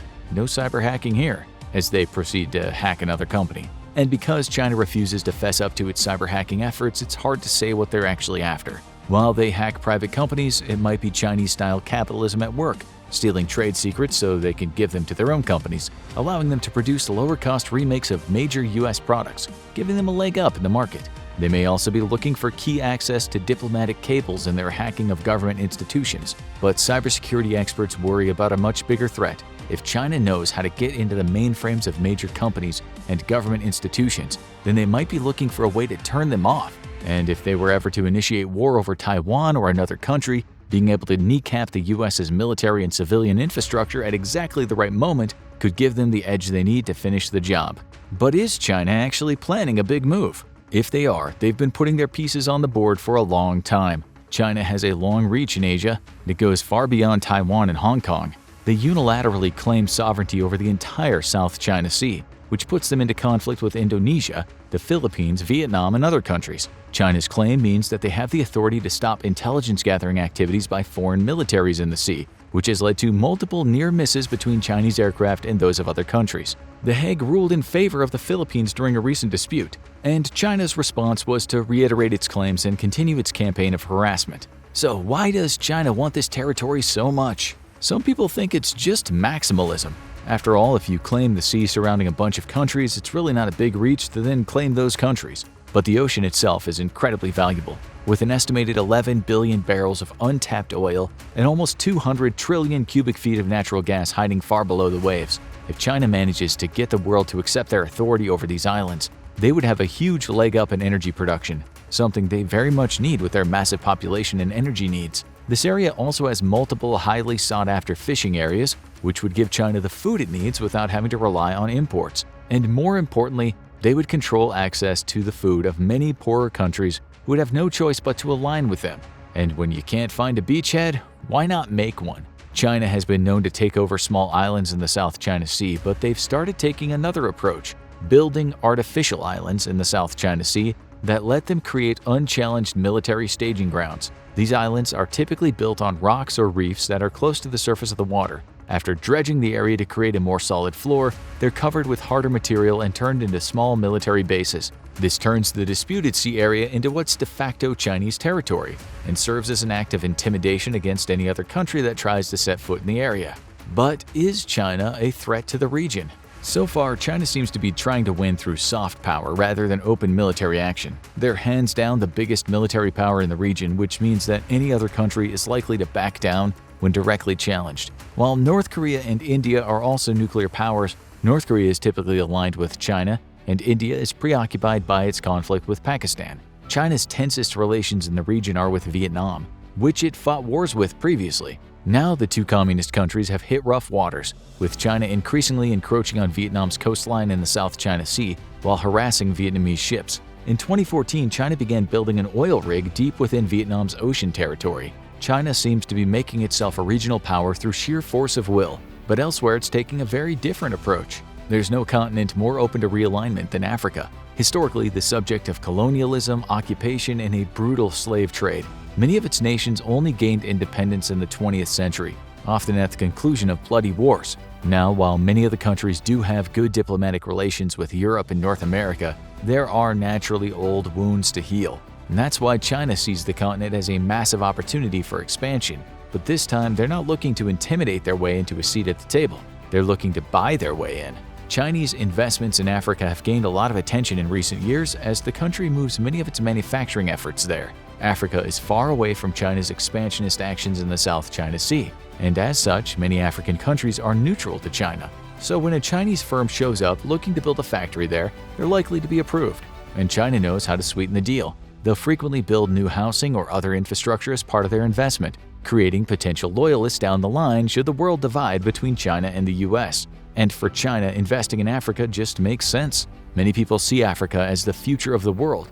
Not only is the population of the region expected to double in the next 30 years, the highest growth of any continent, but 7 of the world's 10 fastest-growing economies are located there. That makes Africa the world's best place for future investments. And China has made it clear that they're not just restoring the old dynamic of Africa being used as a looting ground for world powers. They frequently staff their companies with African workers, providing jobs to the local economy, although they tend to be low-skill and low-paid jobs, while Chinese figures hold the higher positions. But is this good or bad for Africa? Some worry that China is setting Africa up for what's called a debt trap, where they invest heavily in a country in exchange for promises of repayment of the investment, only for the profits to never come and the country to be stuck in a state of limbo. That hasn't happened so far, as it doesn't seem like China simply wants to extract resources or money from Africa. They view it as a diplomatic investment as well. China wants to control the tech infrastructure in these countries, bringing industry to many of them for the first time. If China was to go to war with the United States and NATO, those countries would find themselves potentially cut off from a massive infrastructure network, as China had commandeered it. One of the biggest concerns about this effort is that the heavy industrialization in African countries is hurting their environment, but the governments in most countries seem excited for the investment. But is there a longer plan at work here? China seems to have a hand in just about every region, similar to the other superpowers of the past and present. For Europe and North America, they mostly have cautious diplomacy and an aggressive cyber-hacking strategy to gain intelligence. For their neighbors in Asia, they approach with belligerence and flex their muscles to claim territory. But for nations in the so-called Third World, there's often an outstretched hand instead, offering heavy investments and possibly an alliance against the older powerhouses of the world. And some think this might be all coming together for China to make a big move. Many people have said the 21st century could be a Chinese century, with the country's economy growing by leaps and bounds. But they've been hit hard by their efforts to contain the COVID-19 pandemic, leading to economic slowdowns. Additionally, they've lost many diplomatic allies in the West due to their aggressive military tactics and their domestic policies, particularly their internment of the massive Uyghur Muslim population and their treatment of other minority groups like Buddhists and the Falun Gong movement. That's kept their growth in check, with many Western countries becoming more hesitant to invest heavily there.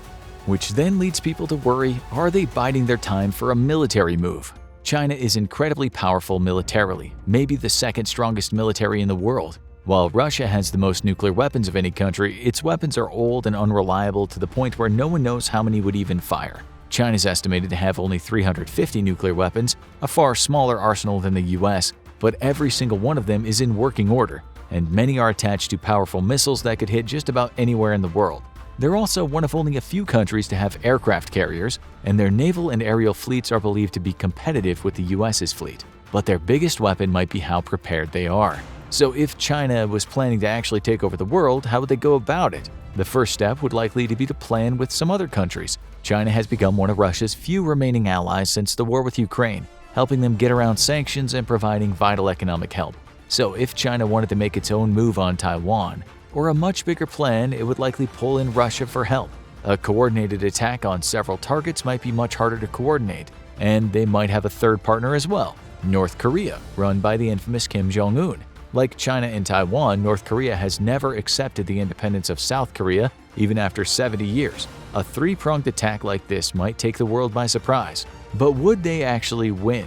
In terms of a full military invasion, we've seen how Russia has performed, and North Korea has never been tested against a military outside its peninsula. But China's naval fleet is fearsome, and many believe it could fight the US fleet to a standstill in the Pacific. And when you have two nuclear powers standing off shooting at each other, there's always the risk of escalation.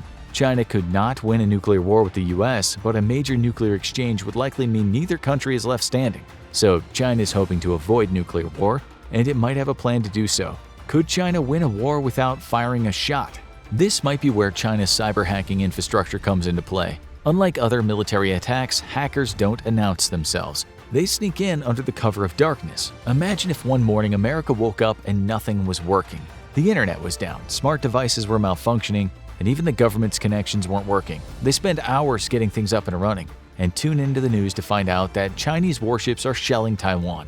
Their military has established beachheads in Vietnam and the Philippines, and North Korea has crossed the DMZ.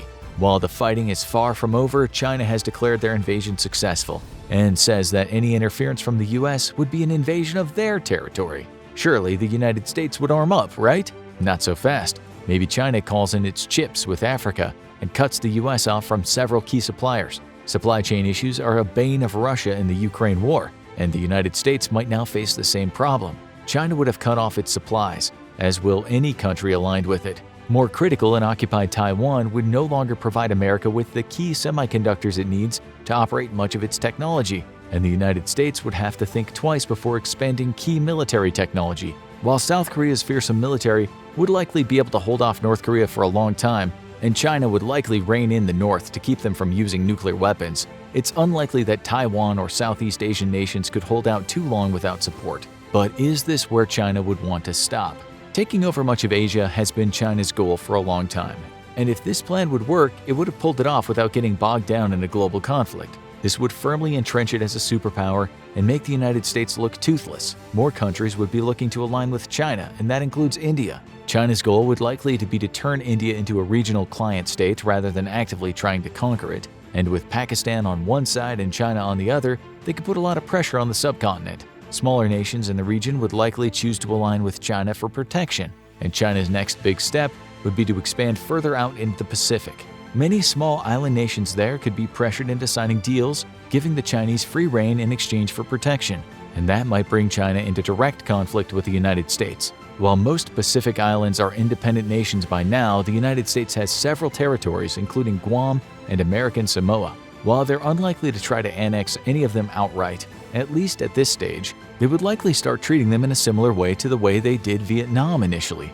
They would just step on their sovereignty as much as they want and dare them to respond. Would the United States tolerate this? That depends on the political climate at the time. How much hunger does the US have for a conflict with a rival superpower? Does the public agree with defending these islands, or do they leave them to their fate? If they're left to their fate, that's another blow against the United States' standing in the world. And the next on the chopping block is Hawaii, an actual state but located thousands of miles away from the mainland. With a strong independence movement, could China make inroads there? So China's plan may not be to conquer the world in a shock and awe military campaign against the most powerful armies in the world. It might simply be planning to expand its power and influence piece by piece until it stands alone as the most powerful superpower in the world. One of the things China and the USA have in common is the fact that they're both about the same size. In terms of land area, the US is 3,532,000 square miles, or 9,148,000 square kilometers, not including overseas territories.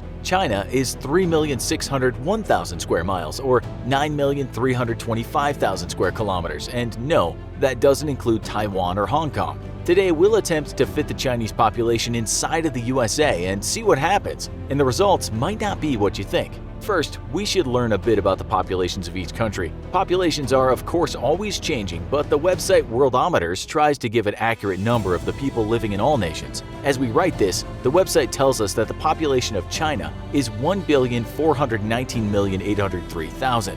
We don't need to tell you that it keeps going up and up. The USA has a much smaller but still large population of 328,972,000. So for every one person living in the USA, there's about 4.6 people living in China. Given that massive population, does that make China the most densely populated country in the world? No, not by a long shot. It's the very smallest countries that have the densest populations. China has a population density of roughly 375 per square mile, or 145 per square kilometer. While in 2014, Hong Kong, which is part of China but still an autonomous territory, had a population density of a whopping 6,690 people per square kilometer. Even the UK is much more densely populated than China, which is only the 59th most densely populated country in the world. The USA is actually one of the most spacious countries out there and comes in at 146th on the list. As we said, China and the USA are very close in geographic landmass. You could almost fit one snugly into the other if you played around with the shapes a little bit. But in terms of how spacious a place feels, it really means how packed the populated areas are. A remote mountain area in China is as crowded as a remote mountain area in the USA. So, which country has the busiest cities in terms of finding space? According to the most recent estimates available, in 2018, New York City was the most populated city in the USA, with 8,399,000 residents living there. Los Angeles is way behind at 3,990,000. For New York, there's a population density of 28,317 people per square mile. That makes it the most cramped city in the USA. LA only has 8,484 people per square mile. Shanghai has a much larger population of 26,316,000. But is it more cramped than New York City? Actually, it isn't. Shanghai has a population density of only around 11,000 people per square mile, so New Yorkers would actually feel like they had more space if they were living in Shanghai, while Shanghai residents might consider New York City to be a bit cramped for their tastes. Most sources consider Manila in the Philippines to be the world's most densely populated city, with 107,561 people for every square mile, while others say it's actually Dhaka, Bangladesh. Shanghai, by the way, is 2,448 square miles in area, or 6,341 square kilometers. New York City is much smaller, at only 468.48 square miles, or 1,213 square kilometers. These are each country's biggest cities in terms of population, but there is a long list of Chinese cities with populations bigger than New York. We tell you this, of course, because if the Chinese population was suddenly moved over to the US, then they would most likely have to populate the cities. If we dropped, say, the population of Beijing, about 22 million and 3,400 people per square mile, next to Mount Katahdin in northern Maine, we'd have a problem as there is no infrastructure. So when we talk about upping the US population, we're focusing on the places people can live. As we said, China's huge population means the country has a much greater number of large population cities. When you look at lists of world's largest cities by land area, whether urban area or metropolitan area, Chinese cities make up a lot of the lists, as do Indian cities. In fact, in the top 50 largest cities, we only see New York City on the list from the USA, whereas China makes the top 50 a staggering 23 times. What this means, of course, is that if the USA had the same population as China, and city dwellers remained city dwellers, then many cities in the USA would be extremely crowded places. China can deal with that many people. The US would struggle. Okay, so what would the consequences be of this population explosion? Well, if it happened at once, say by magic, all hell would break loose. If the population was the same ratio of children to adults, there'd be too many children to feed and too many adults for jobs, not to mention a lot of houses with too few beds. Could this happen? Obviously not, but if it ever could, it would have to mean something happened which resulted in a huge migration to the USA. We might have to invoke alien attack here because we don't feel this could be anything but science fiction. According to the IMF's World Economic Outlook database, the nominal GDP for the USA in 2018 was the highest in the world at $19.39 trillion.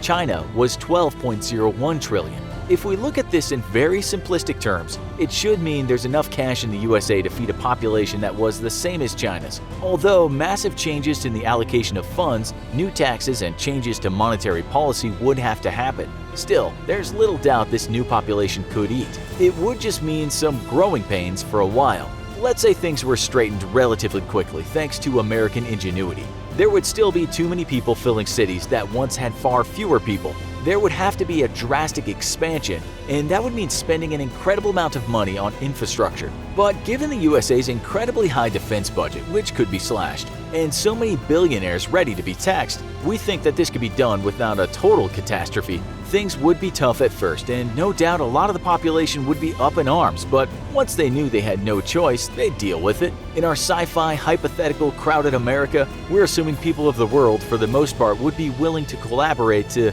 build a bigger, better America. One of the very real problems with this influx of new folks would be the degradation of natural spaces and depletion of resources. As Jared Diamond points out in his very real book, Collapse, parts of the USA are already suffering from the overconsumption of natural resources and the negative effect this is causing on the environment. More people means more pollution. It means more polluting industries, more cars, more houses, more degradation of farmland. There would no doubt be some scarcity. Fish-depleted rivers would need to be filled. People might even have to learn how to be more self-sustainable. People would also have to put their trust in the government, and a whole group of roundtable experts would have to get busy coming up with ways to accommodate these new folks without taking the USA to the brink of collapse. Diamond points out that societies have completely disappeared in the past because there just wasn't enough resources to accommodate a growing number of people. But the point he makes is that collapse in hindsight was probably always avoidable had those societies been savvier about overconsumption and the sustainability of natural resources. Some societies chopped down all their forests in part so they could build monuments to show how strong they were. Bad move. In the new US, people would care less about what they had. There would be less conspicuous consumption and more people would embrace a kind of communitarian life. No, that doesn't mean communism, it means working together for the greater good. There would have to be a profound change in habits and some great innovations. Let's just say because of these A-teams of innovators and a public willing to make profound lifestyle changes, the plan came together. Would a more crowded America sink into poverty? We think the answer is no, not at all. More people means more brains, more innovation, and you work with what you got. Sure, parts of America that have been historically underpopulated would have more people, but those people could and would be useful. We call this sci-fi situation the Great Expansion, and it wouldn't be that different from the expansion America saw in the 19th century when wagon trains, many full of immigrants, went west to stake claims in new territory. It could be a catalyst that made people think more about the environment and act in a way that aligns with human progress and happiness. America would deal with the Great Expansion, but modern Americans, like their hardworking forefathers, would learn to find greatness as the country builds a new frontier. Or do you disagree? Would the overpopulation cause groups becoming more insular and lead to war, disease, and famine? Tell us what you think in the comments. Also, be sure to check out our other episode, Japan's Population Problem. Thanks for watching, and as always, don't forget to like, share, and subscribe. See you next time.